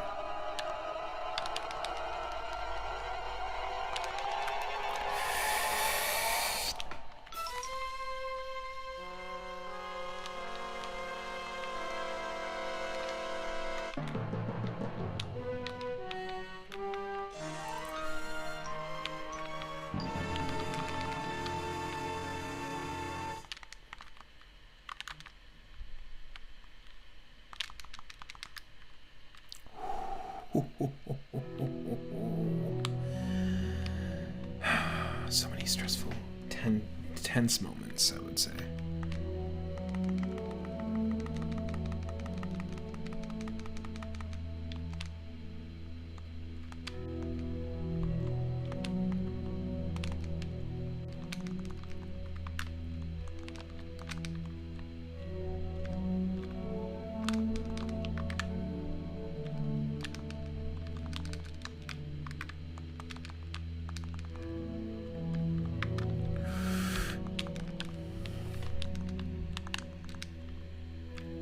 Oh, 107, 108.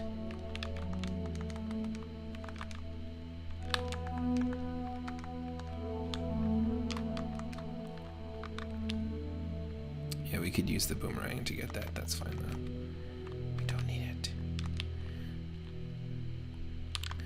We don't need the rupee, 'cause we already got 93. We don't need the rupee.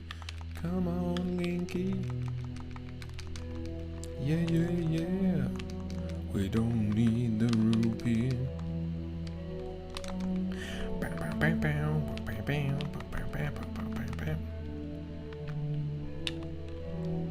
Linky don't need the rupee. Oh shit, now he's got 94. I guess I'll keep the rupee.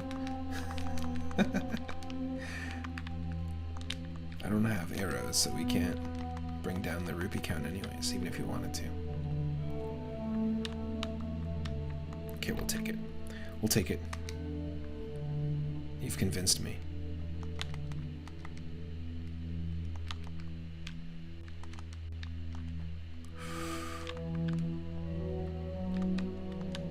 This is Slowdown City.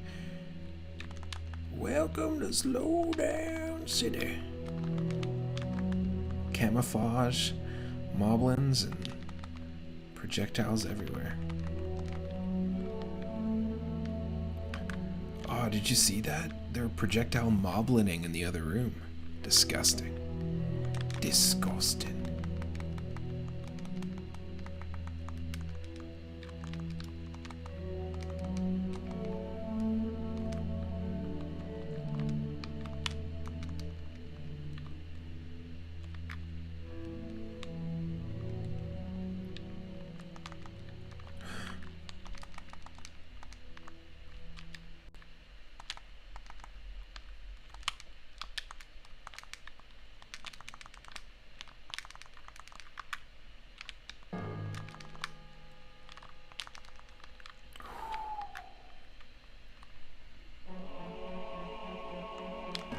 Oh.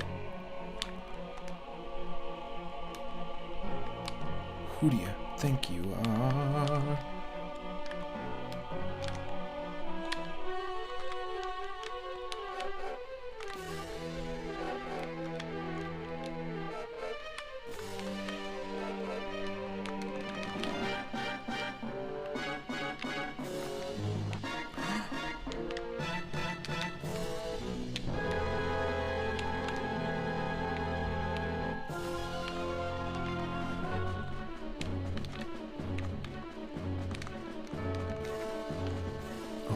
Oh, we got the candle. We got ourselves the candle, which means we can boing things. Boing. I think it's once per screen. Is how that works? Yep. And this is an awful screen. Speaking of screens.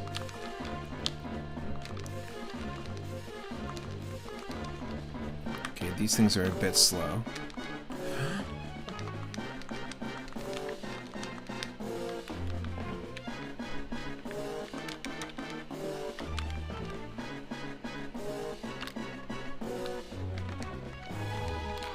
That's what we need.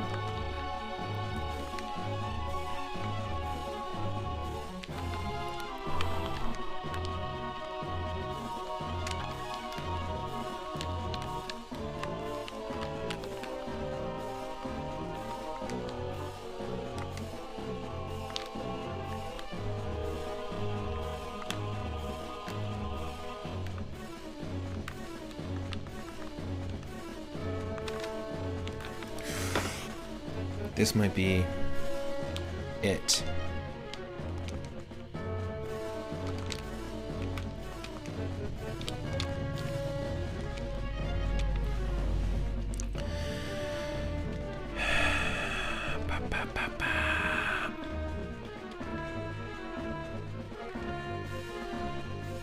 This is pretty intense.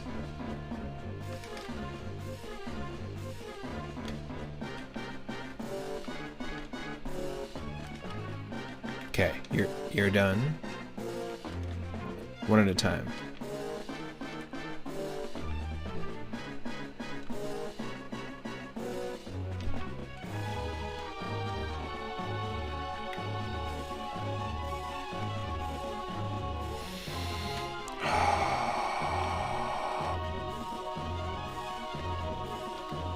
Yep.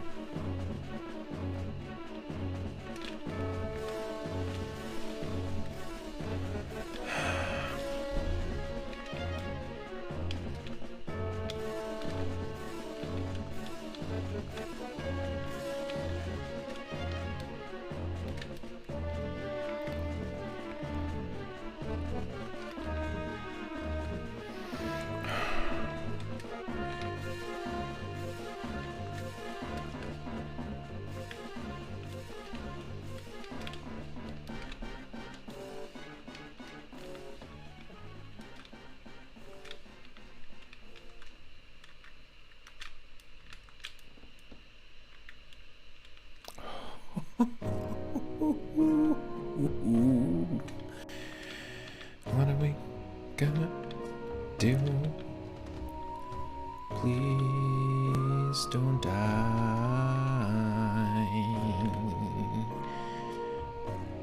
We gotta at least beat our personal best.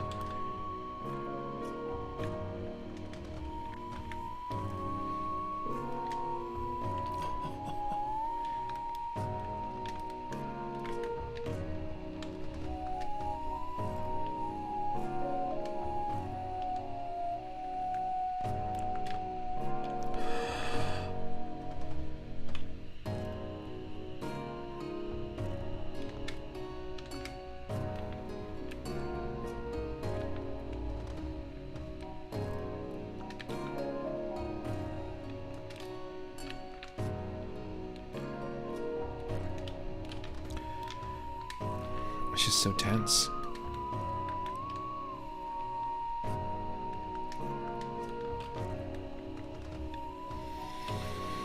So much save statery going on.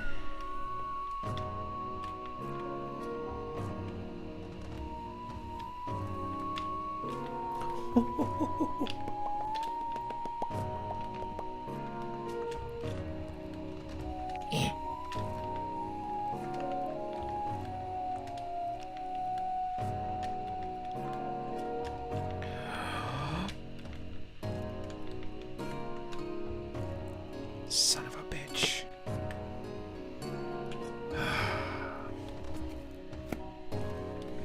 Wow.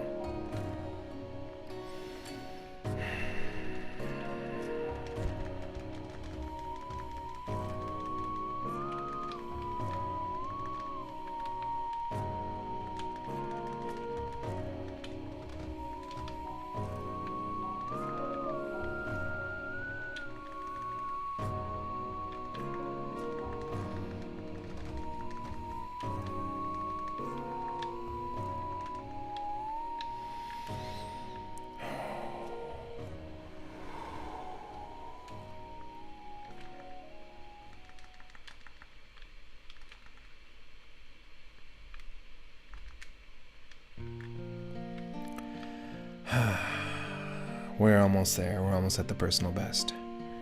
119.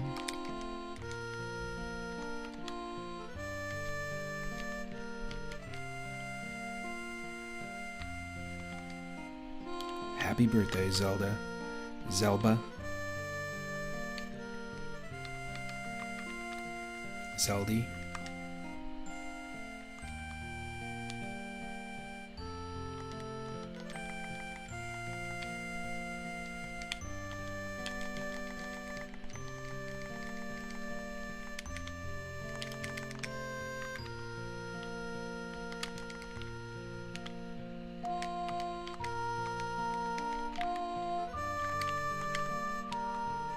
Oh, you shut up.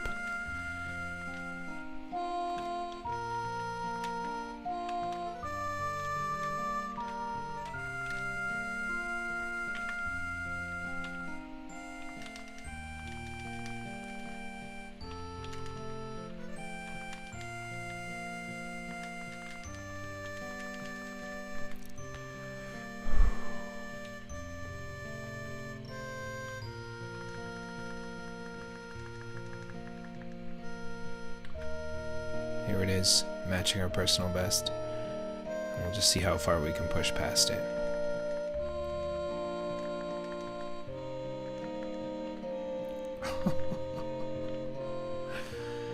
Here we go.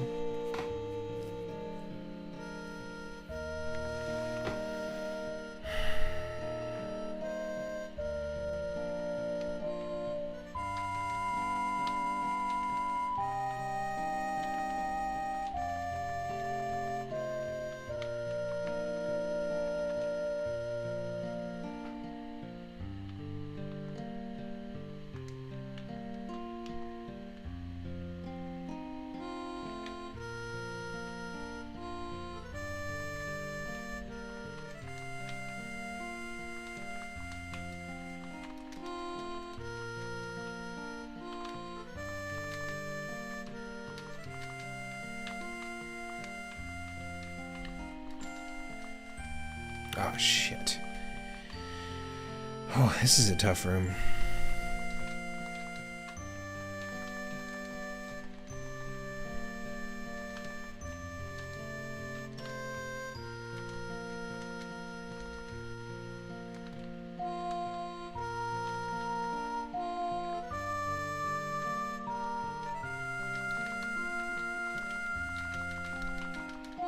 Okay, we got the Wizrobe.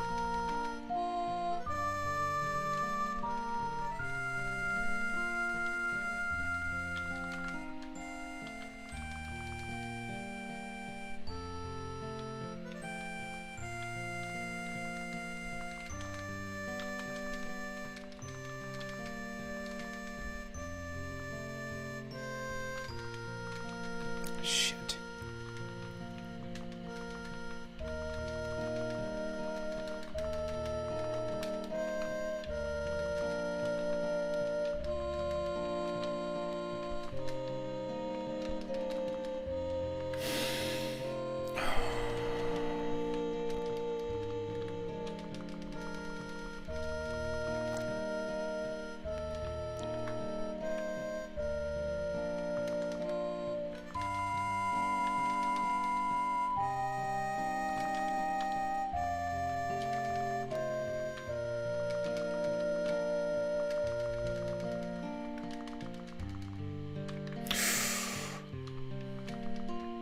You can sneak a hit in from that side. That's cool.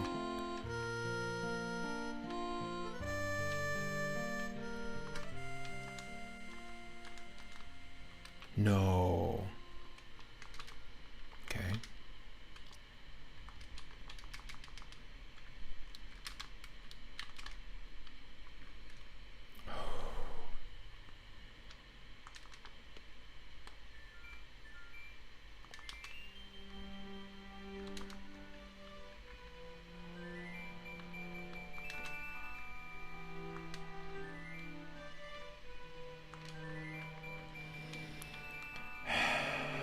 Yes.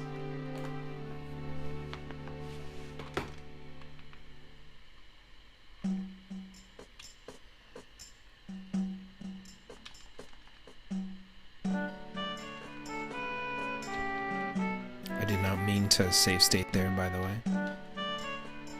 Like, I didn't mean to restart, but I also don't want to give in so easily to the challenge. Oop.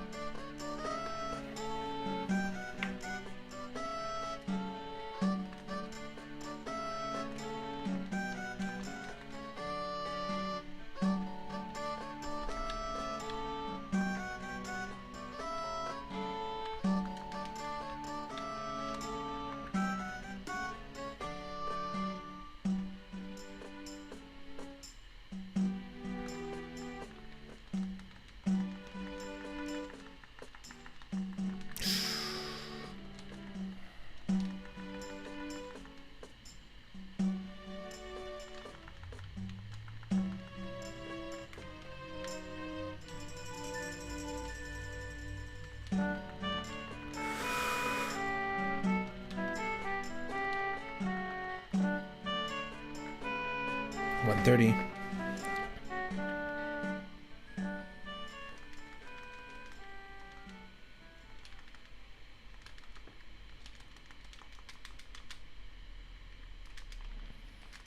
I think you can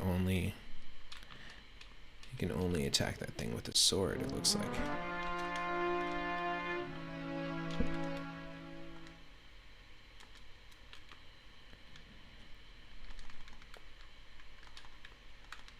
Oh no.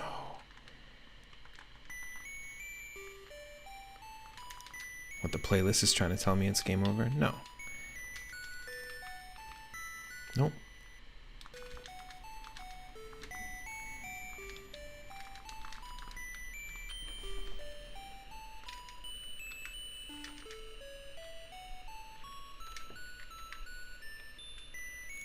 No, it's not over. It's not over.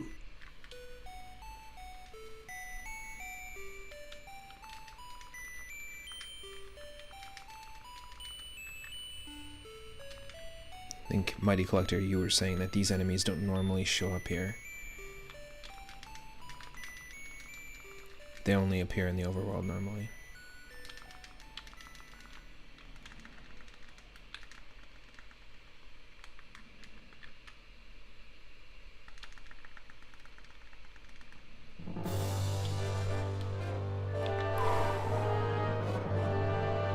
Let's go.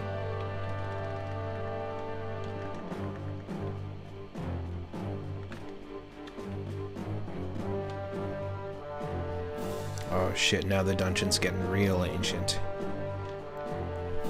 We got 3 heads. Not good.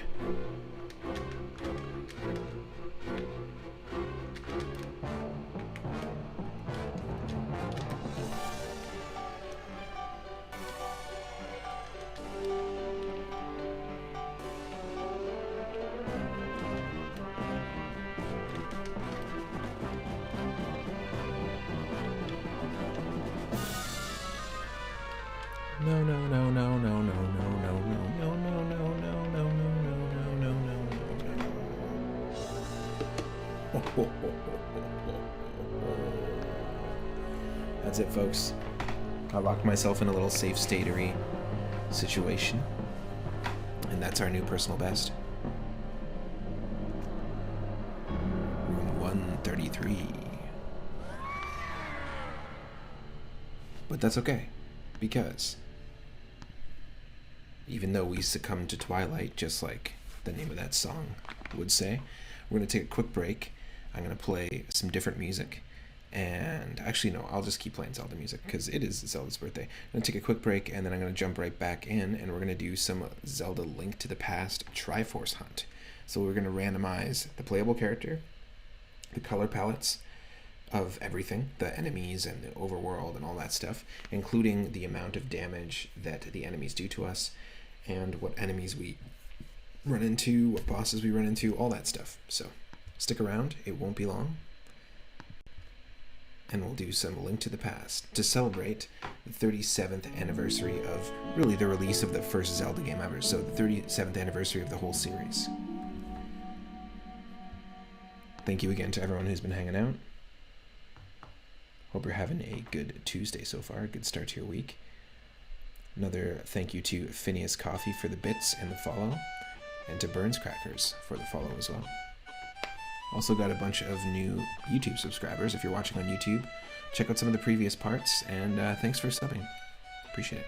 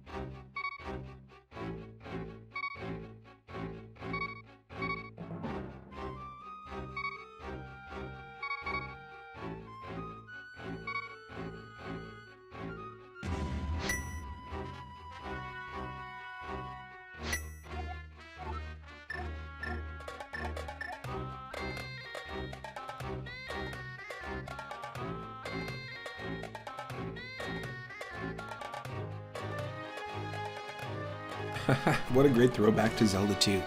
We were playing as Shadow Link, or Link's Shadow.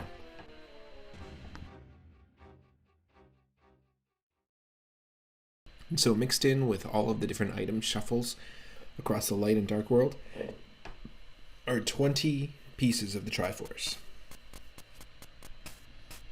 We don't need to beat every boss, we don't need to beat Ganon, we don't need every crystal, we don't need every pendant. We don't need every check. We just need 20 pieces of the Triforce. So let's go.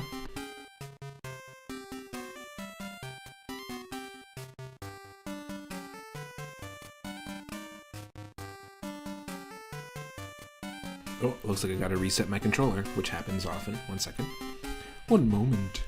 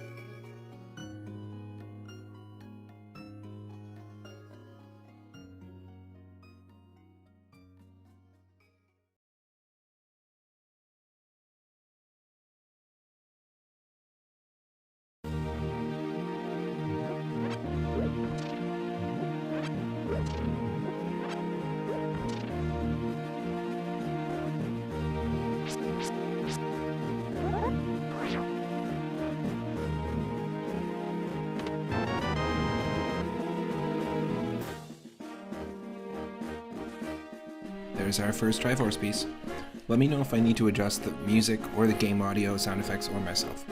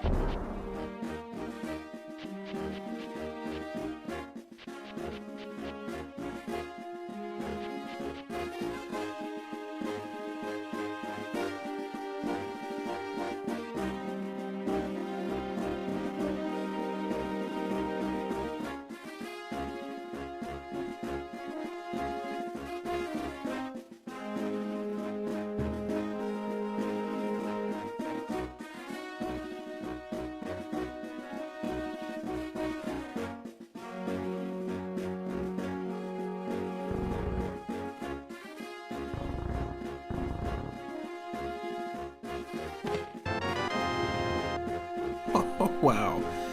On this, the day of my Zelda's 31st, 37th, 34th, 37th birthday, we get the Master Sword and our first Triforce piece. And our first two chests. Nice.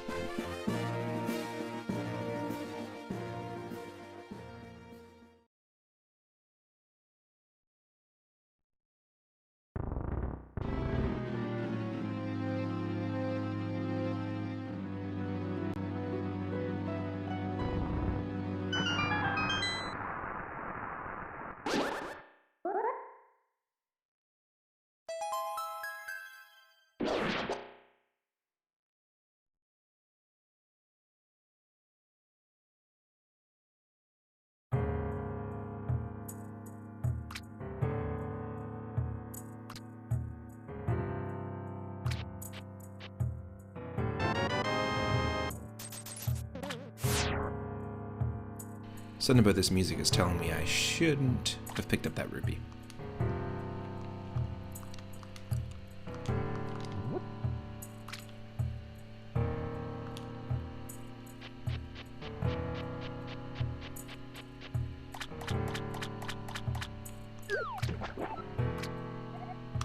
It's a secret to everyone.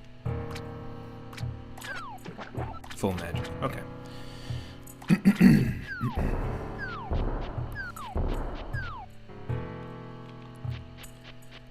So because we don't have gloves, we can't really do the desert check, or, I mean, we can do one, but we don't have bombs either, so it's kind of pointless.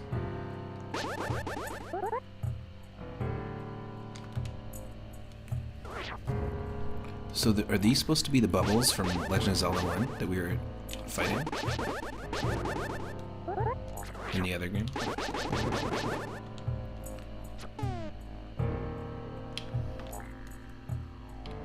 I feel like I can't see a skull in there, but I guess you can sort of see a skull. And the horse heads don't appear in Zelda 1, but they appear in Zelda 2.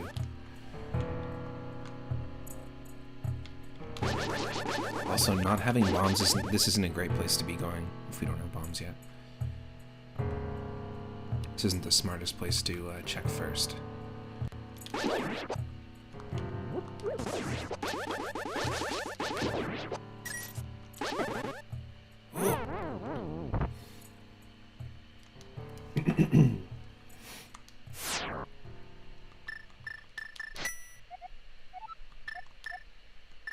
Okay, let's go to the sanctuary get our item here, and then head to the village.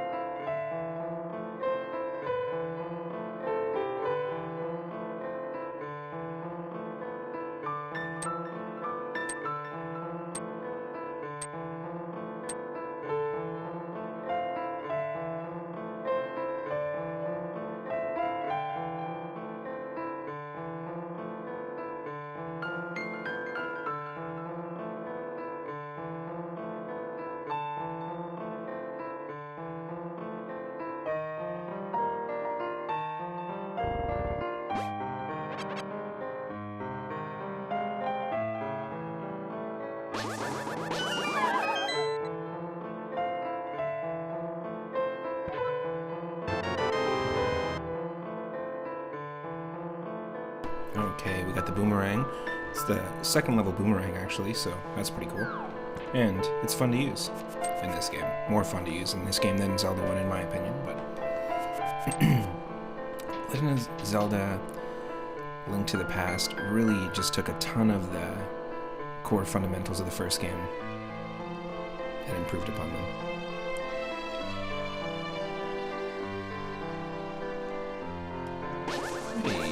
Card container early on, I'll take it.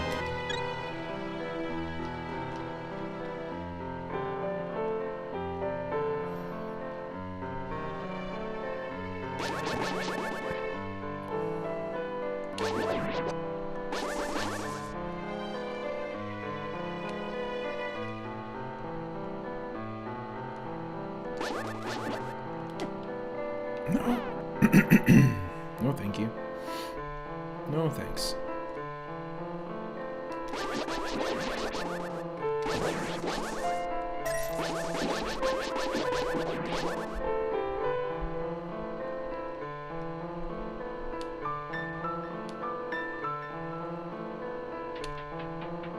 Okay, we got a bottle that's only accessible after we beat Aghanim, but well, we need fire to be able to access Aghanim. We do have the other piece of the puzzle, which is the Master Sword, to be able to break this seal on the door at the very top of Hyrule Castle, so that we can actually get there. Then we need the fire, like the lantern, to be able to actually walk around that section, and also to explore these caves. So we can't do much.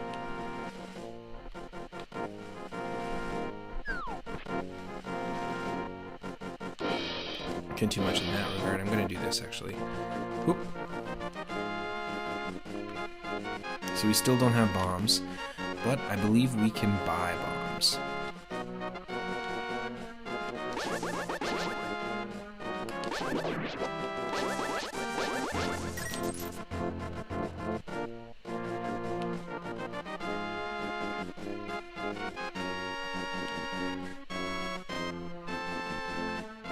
I think we have enough for bombs there.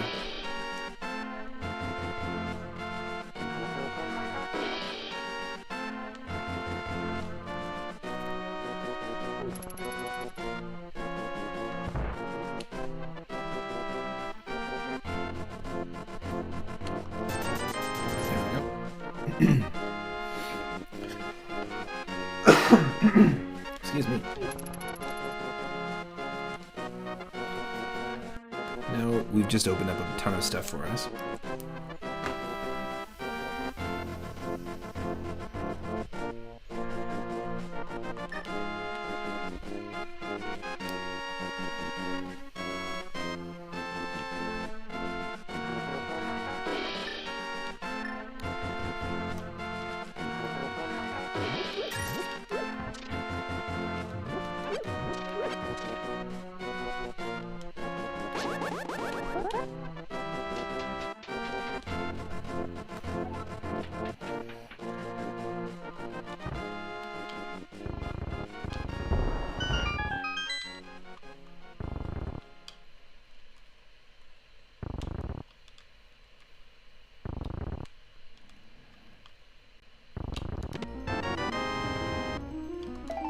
Yes, fire rod, Triforce piece.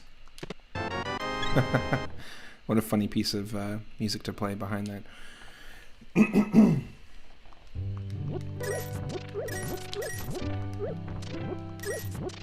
This is just a beautiful piece of music. We got ourselves the cape. The cape and the ice rod. What an interesting start. The cape makes us invisible. Even though we are a shadow, we can turn into less than a shadow. Ooh.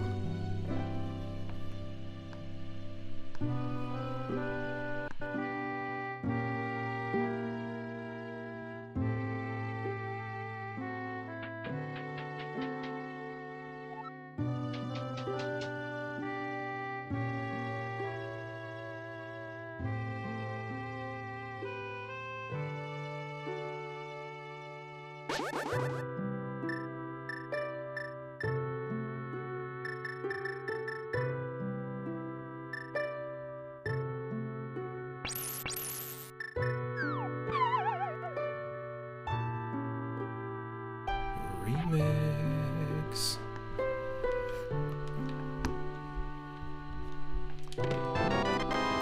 Bwamps. More bwamps. I please do need more bwamps.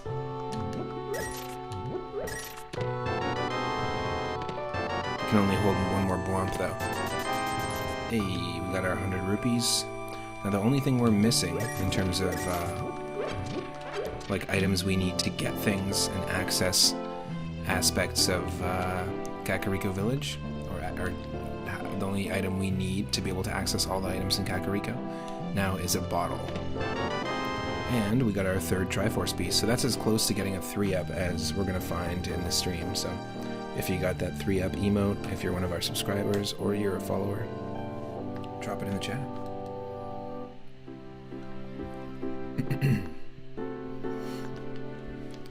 Definitely got some good items here in Kakariko at the beginning.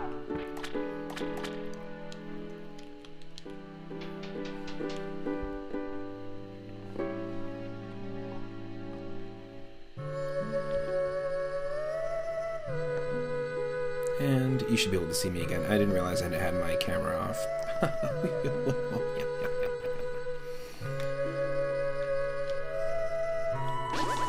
Here we go. 100 rupees is gonna get us. Nice. Heart container, or a piece of heart. I can deal with that. We got 5 already right now. We've already found 2 full ones.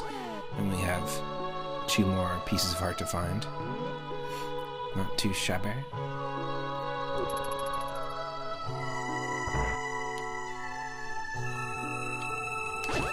Holy.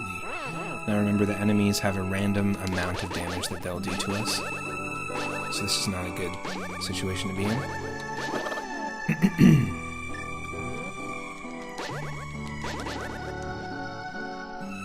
Shoot. Huh. That wasn't going to do much.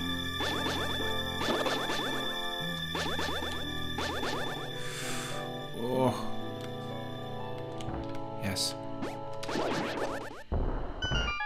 Please and thank you. That stool is helping us so much. Holy crap. Oh, such a necessary item too. So the mirror is going to allow us to quickly warp or create a warp point from the dark world to the light world. Currently, if we go to the dark world, we are going to be stuck in a situation where we are Bunny Link. And Bunny Link can't use items, can't pick things up, can't fight enemies. Pretty much can't help out. Animal form.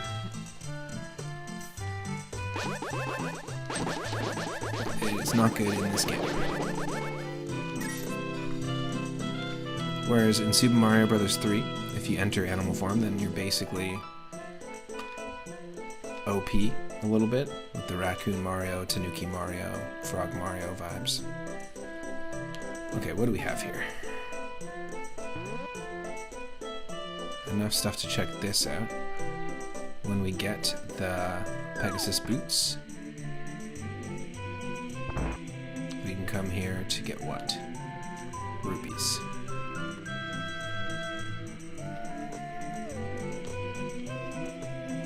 And before we do this minigame, let's see what is here.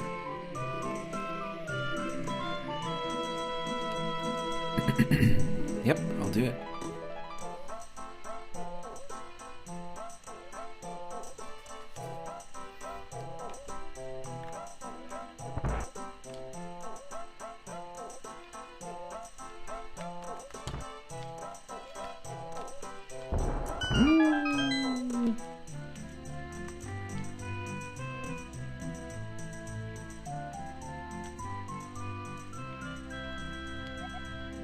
15 seconds.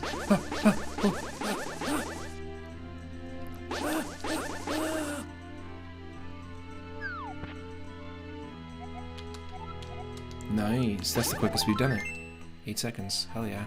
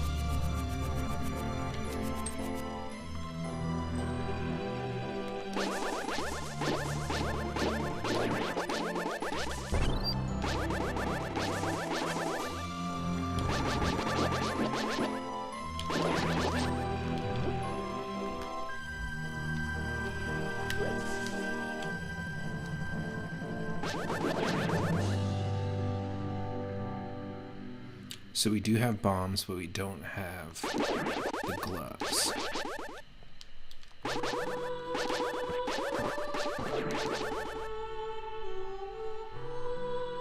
Ooh, a sword. Ooh, a piece of swordsy. Ooh, a piece of swordsy.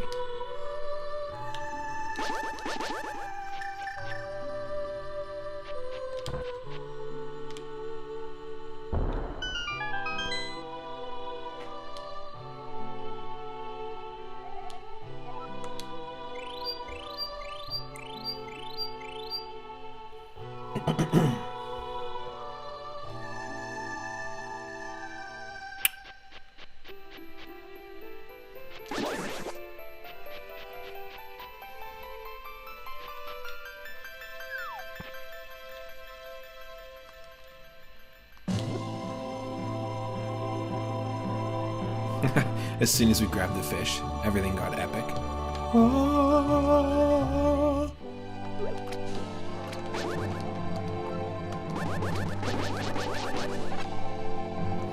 Now that's what I call fish magic.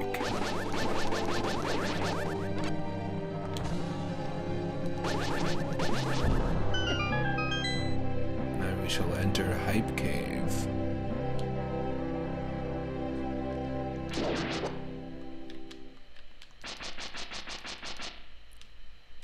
Now this is a bit weird. We are a shadow. We're fighting shadows.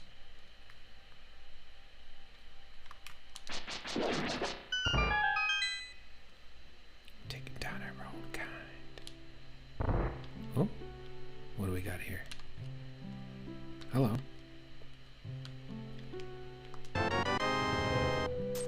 Why, thank you. Arrows.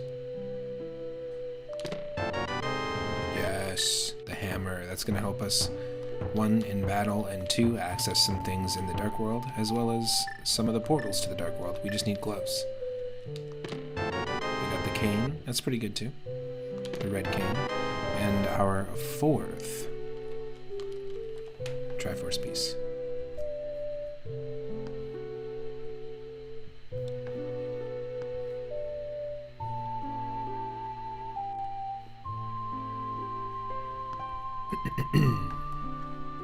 It's easy to forget to talk to this guy, so don't forget.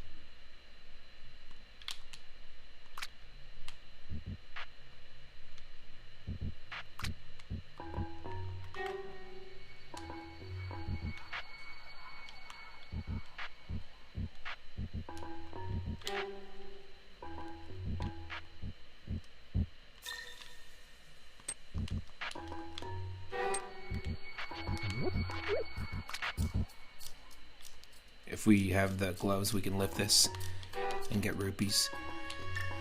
But we don't need the rupees. We're gonna check where you would normally get in the vanilla game, the ice rod. And see what we get instead.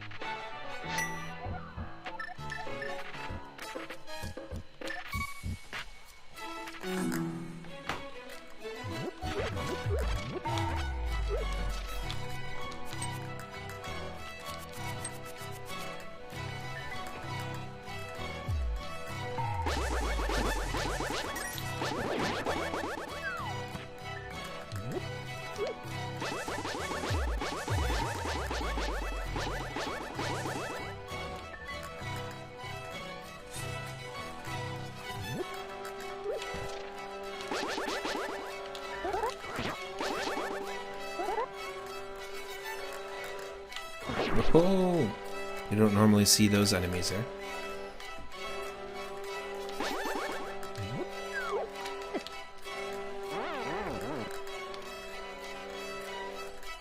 Okay, let's just forget the Stalfos.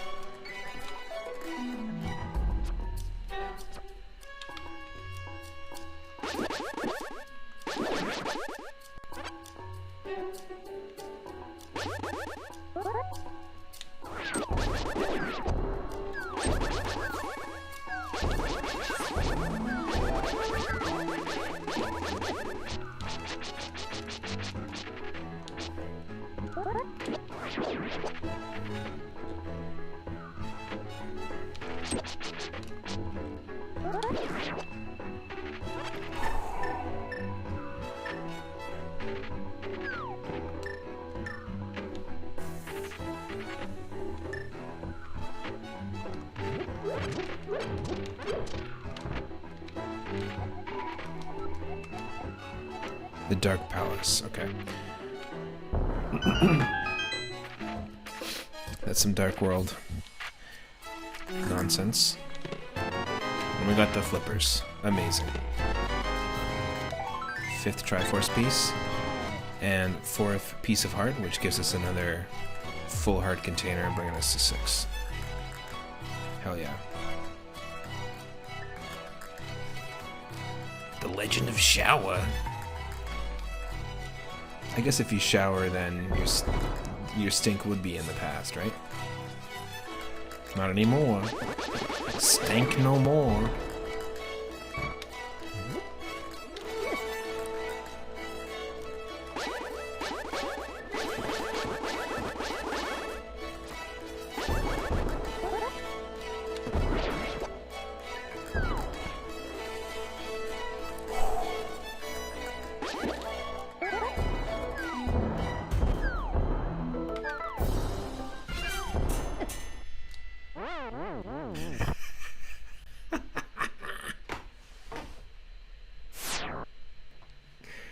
Yes.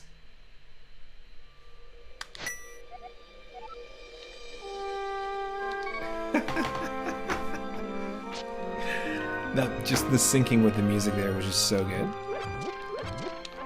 Sometimes you just gotta roll with it. Yeah, I'll restart. I'll start from our house again. Just for that.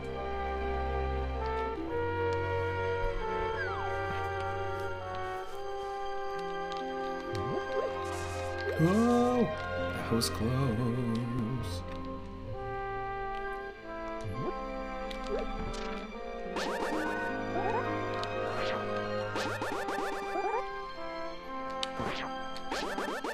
We were playing as Shadow Link, nice little Zelda 2 reference in Zelda 3, right after we were playing a unique version of Zelda 1.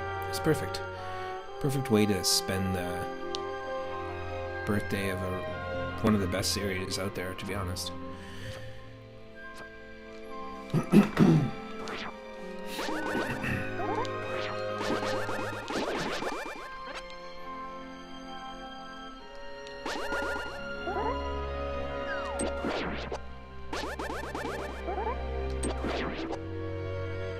Ah.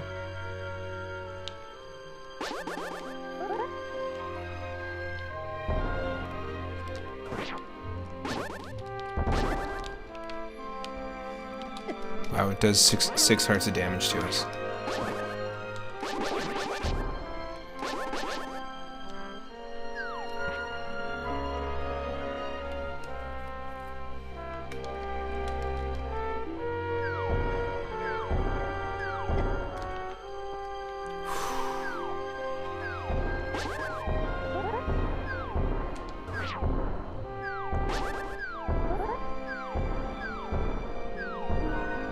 Now, we don't have the lantern, so we're not really in a good spot.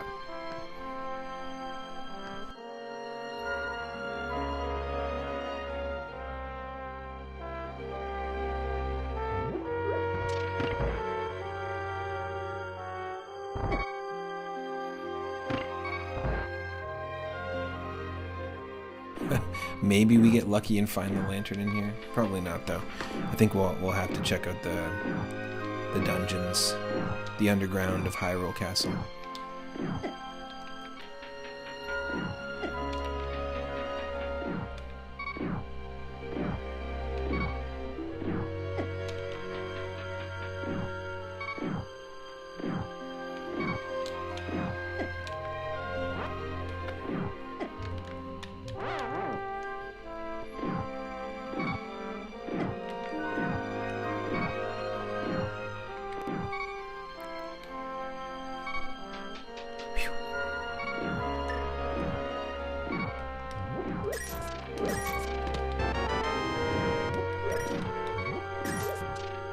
Compass.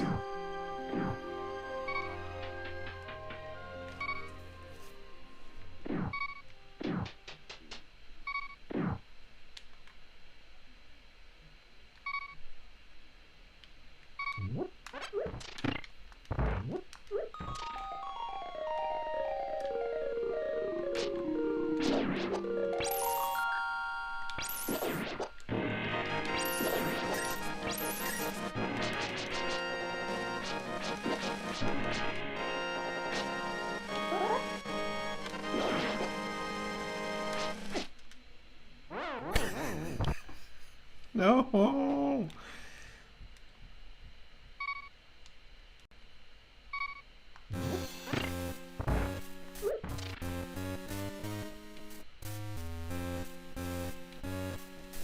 Bum, bum, bum, bum.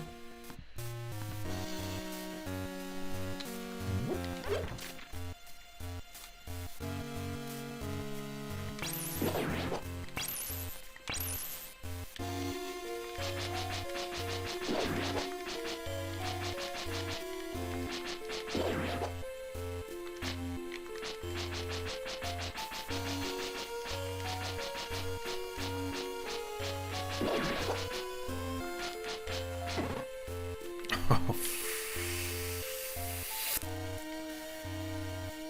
Eat it. I don't even care about the enemies. Just go home. Go home, enemies.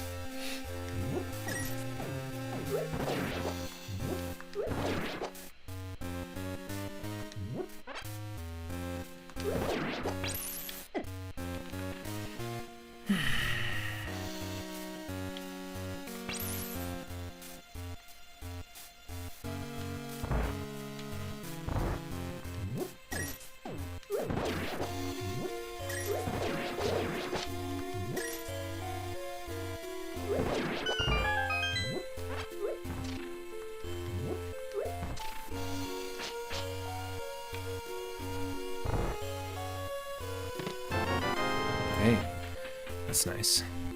Finding the big key early.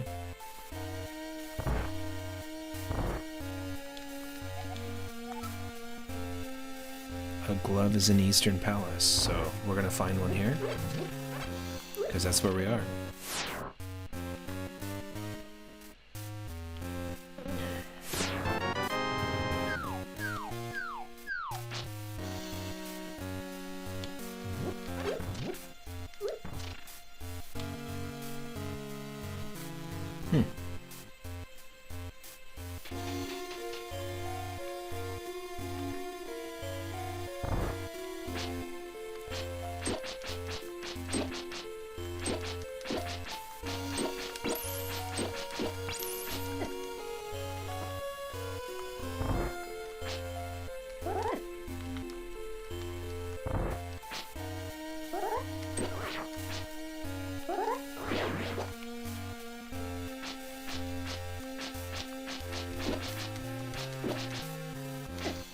Fuck that.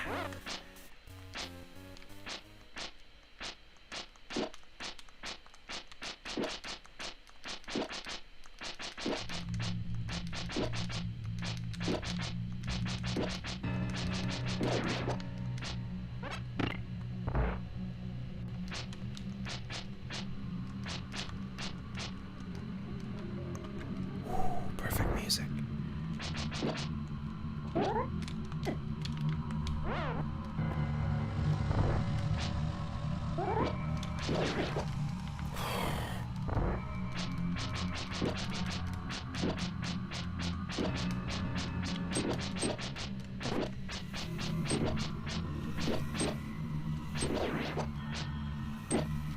You're fucking kidding me.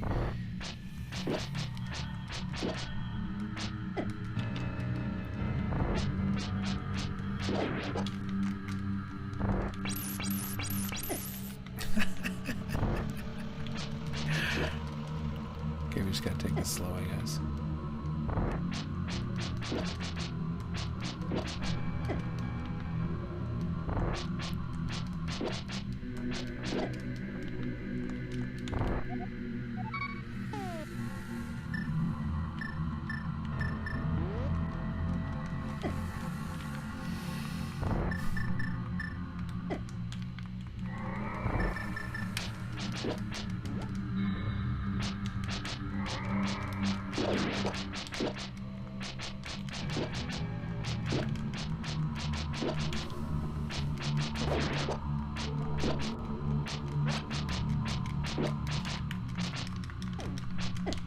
Fuck that.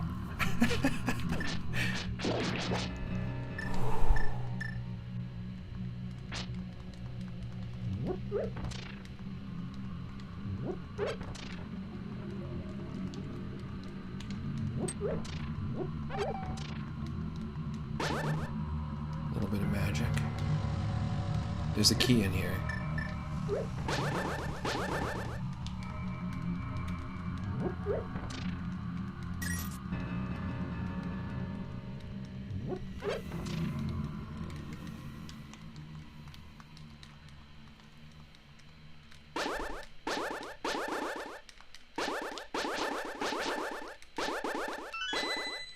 There we go.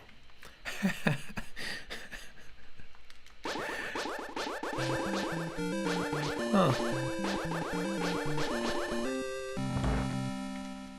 Fuck this.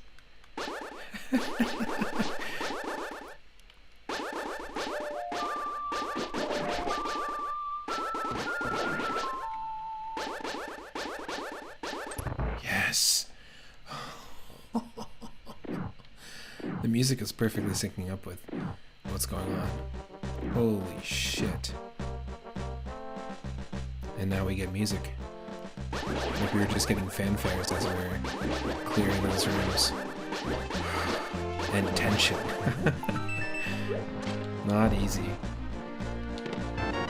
Hey, and there's the gloves that we were promised in the inscription earlier in the wall.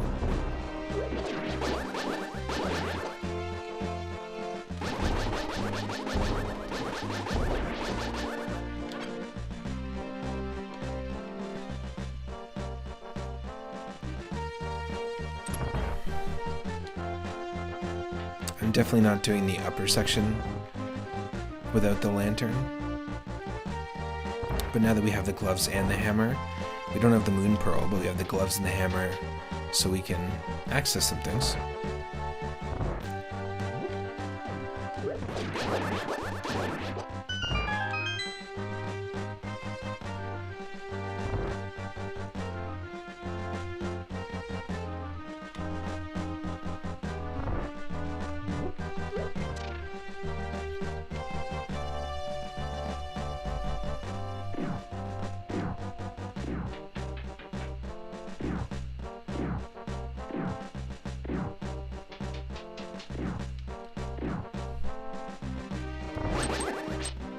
Oh.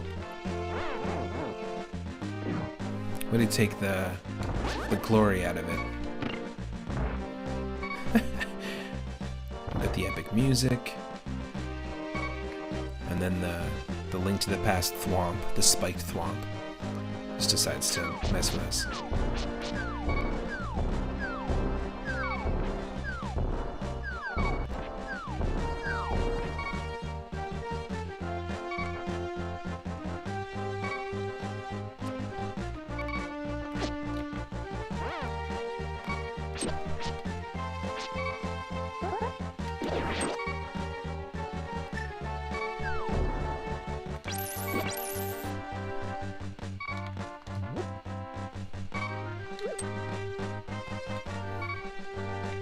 Yes. We have the flippers too, so let's go do the flipper checks.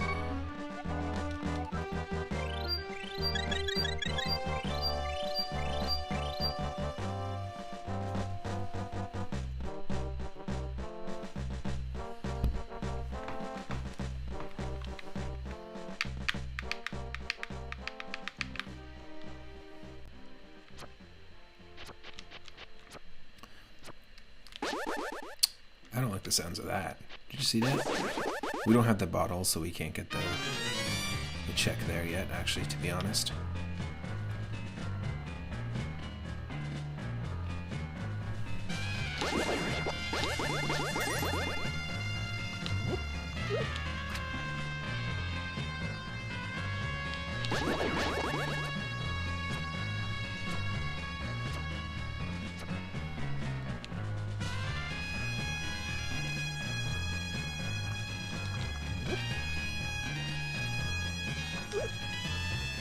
Oh, I was gonna... Come on.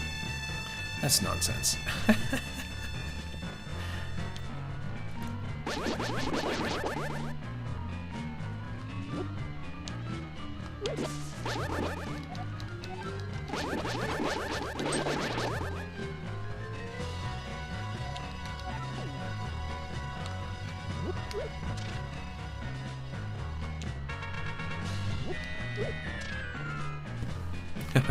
First time even heading towards this. I don't like the sound of that.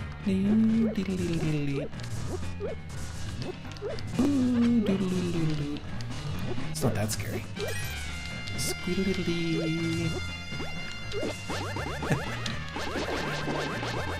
Just turn it into a Tenacious D song and it's way less intimidating.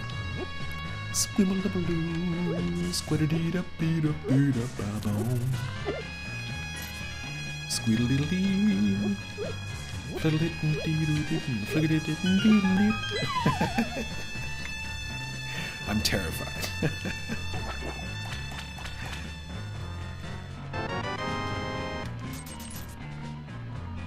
Thanks for the rupee, Unk.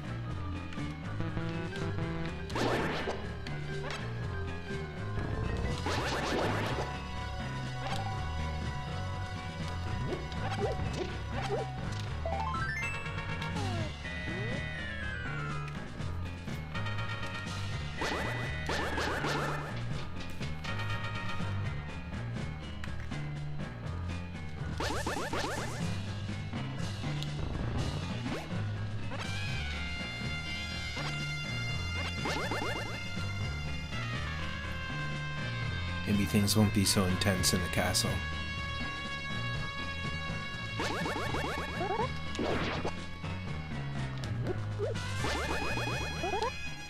I saw you.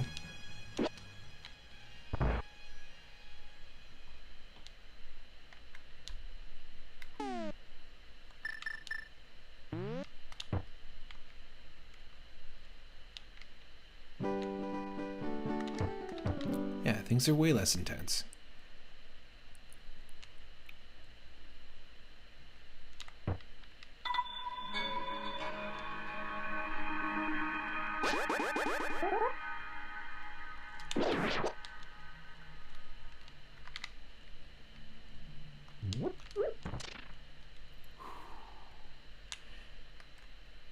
Triforce Race, are you playing?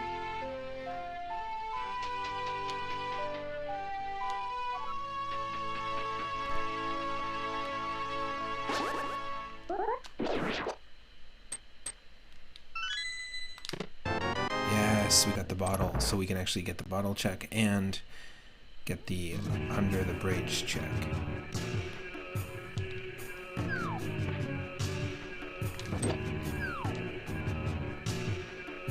You're not, but you're throwing the idea in the ring.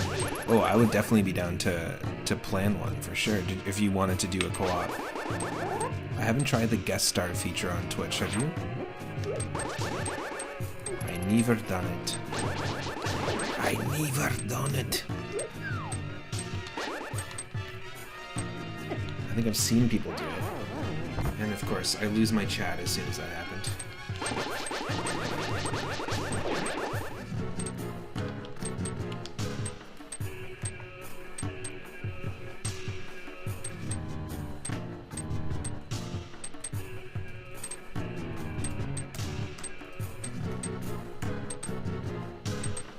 I've definitely done some Triforce Hunt races before on stream. They were fun.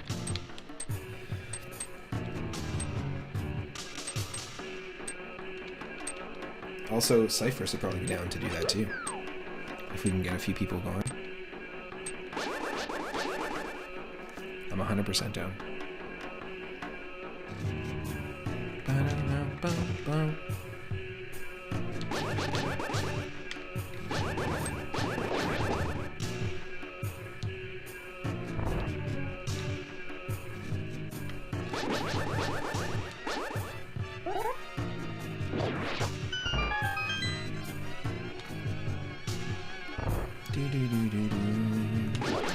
Even 3 people would be cool.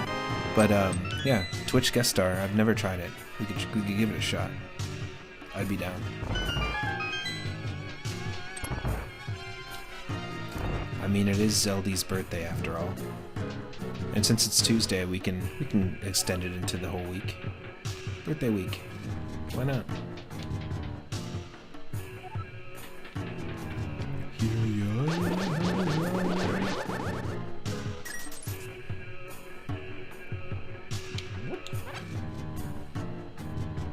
Oh, hi.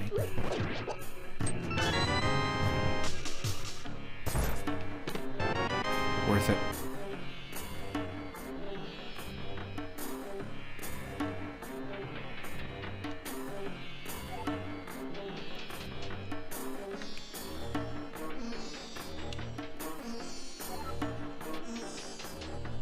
And we still don't have the fire source, but where could we go? I guess we can go...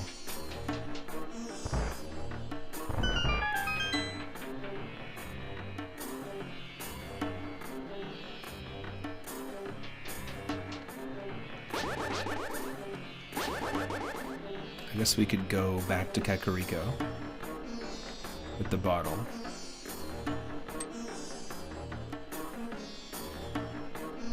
Getting the other bottle behind the lumberjack check and defeating Aghanim isn't as important now because we have one now.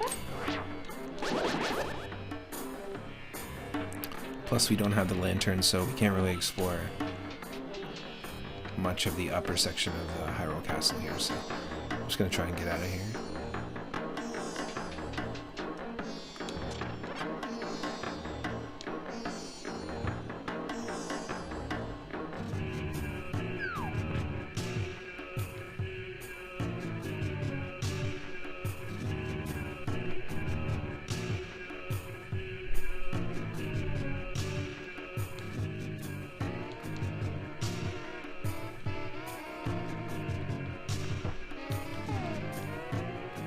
What else do we have that will give us access to stuff? I guess, can we technically do the swamp or the water palace in the Dark World? No, because we don't have the Moon Pearl. Nice try.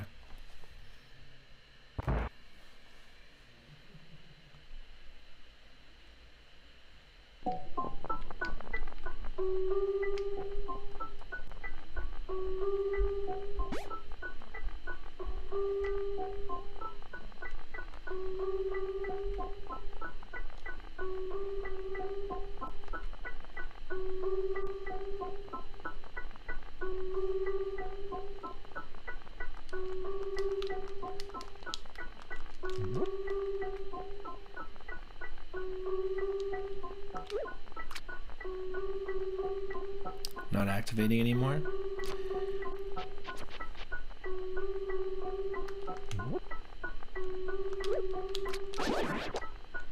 Nope.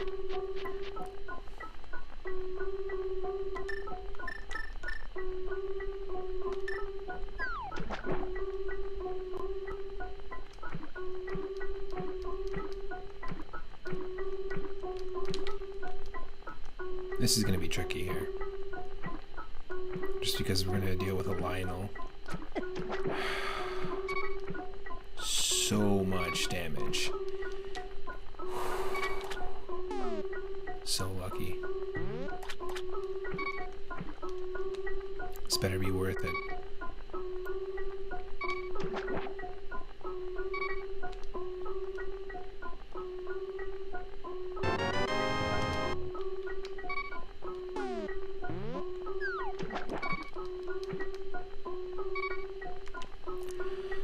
Don't know if it was worth it.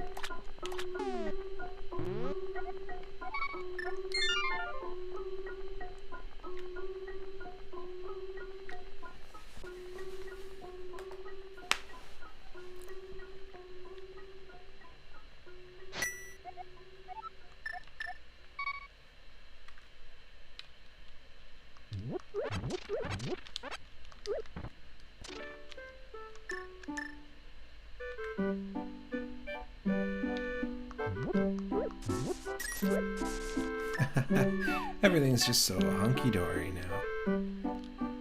When I'm going for a walk and there's a sword in front of me, I pick it up and I throw it away, 'cause I want the sidewalk to be clean.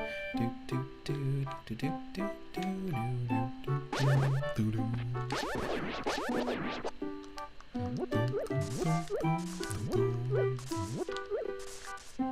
Well, excuse me, sidewalk.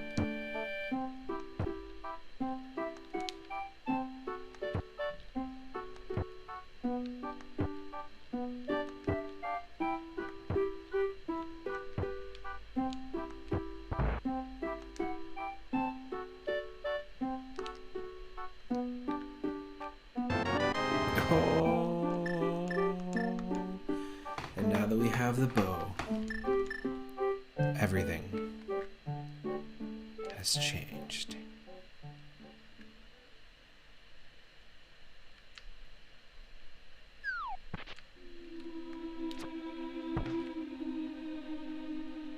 Bow down to me. You can call me Linkendorf. No! No!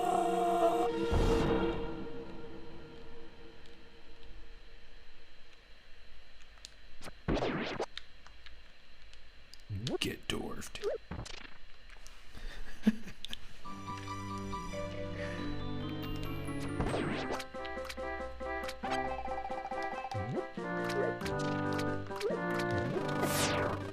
Oh, excuse me.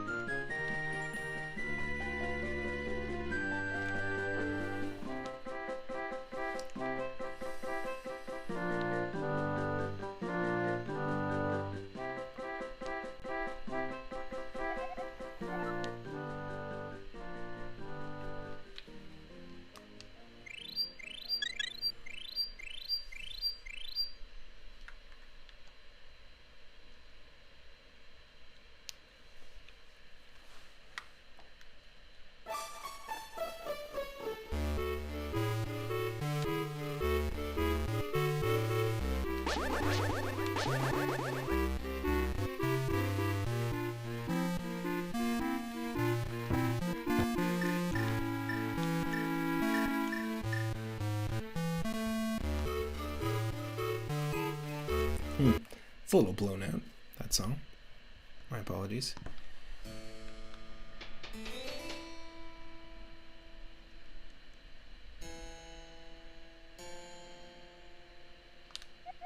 Once I farted in this cave so bad all the jazz hands guys ran away and hid in the sand. What? Once I farted in this cave so bad all the jazz hands guys ran away and hid in the sand. Oh, I see. Now that you sang it. Hey, speaking of songs, we got the ocarina. That's nice.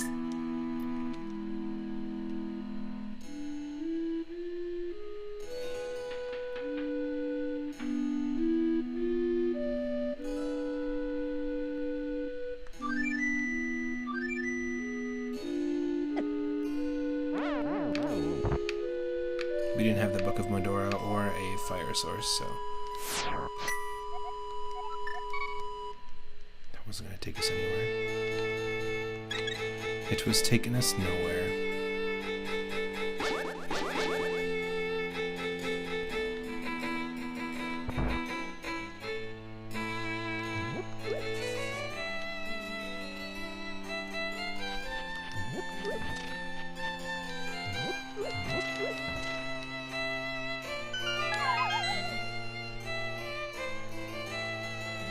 What's down here? Oh, not fun.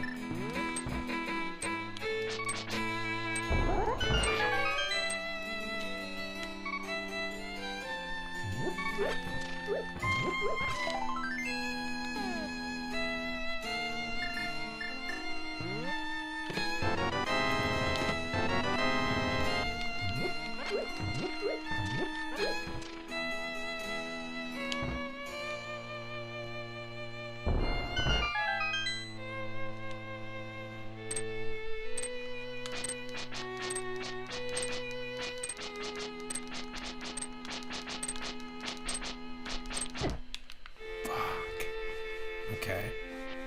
So it was just the blue cane was the main thing down there. I don't care. Don't need it.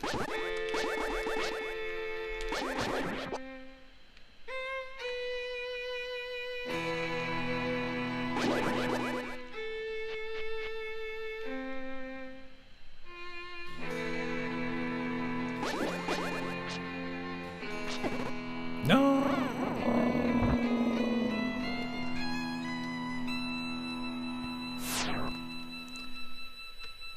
Now, because I'm going to be doing an earlier stream tomorrow, I might call it, because we did almost a 4-hour stream here, and it was fun.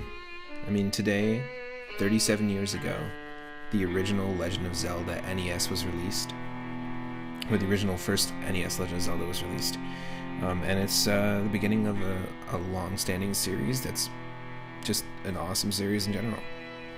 As I was saying before, I put the question out to the chat. What's your favorite 2D Zelda? What's your favorite 3D Zelda? And what's the first Zelda game you ever played? For me, my favorite 2D Zelda is Link to the Past. My favorite 3D Zelda is Wind Waker, which is funny that we're listening to music from that right now. And the first one I played was Zelda 2. Let me know in the chat, in the comments. Stick around, we're going to raid somebody, and tomorrow I will be live because it's Wednesday, and Wednesdays and Thursdays I stream during the day. I'll be live around 10 a.m. Pacific. Normally you can catch me here around 5 or 6 p.m. Pacific every single day. And if you're not following me on Twitch already, then you can follow me there. You can follow me on YouTube. And you can join my Discord, because I also do live streams there of classic cartoons, retro stuff in general, and also more dungeon crawlers, kind of like the ancient dungeon run that we were doing. Lots of people streaming today.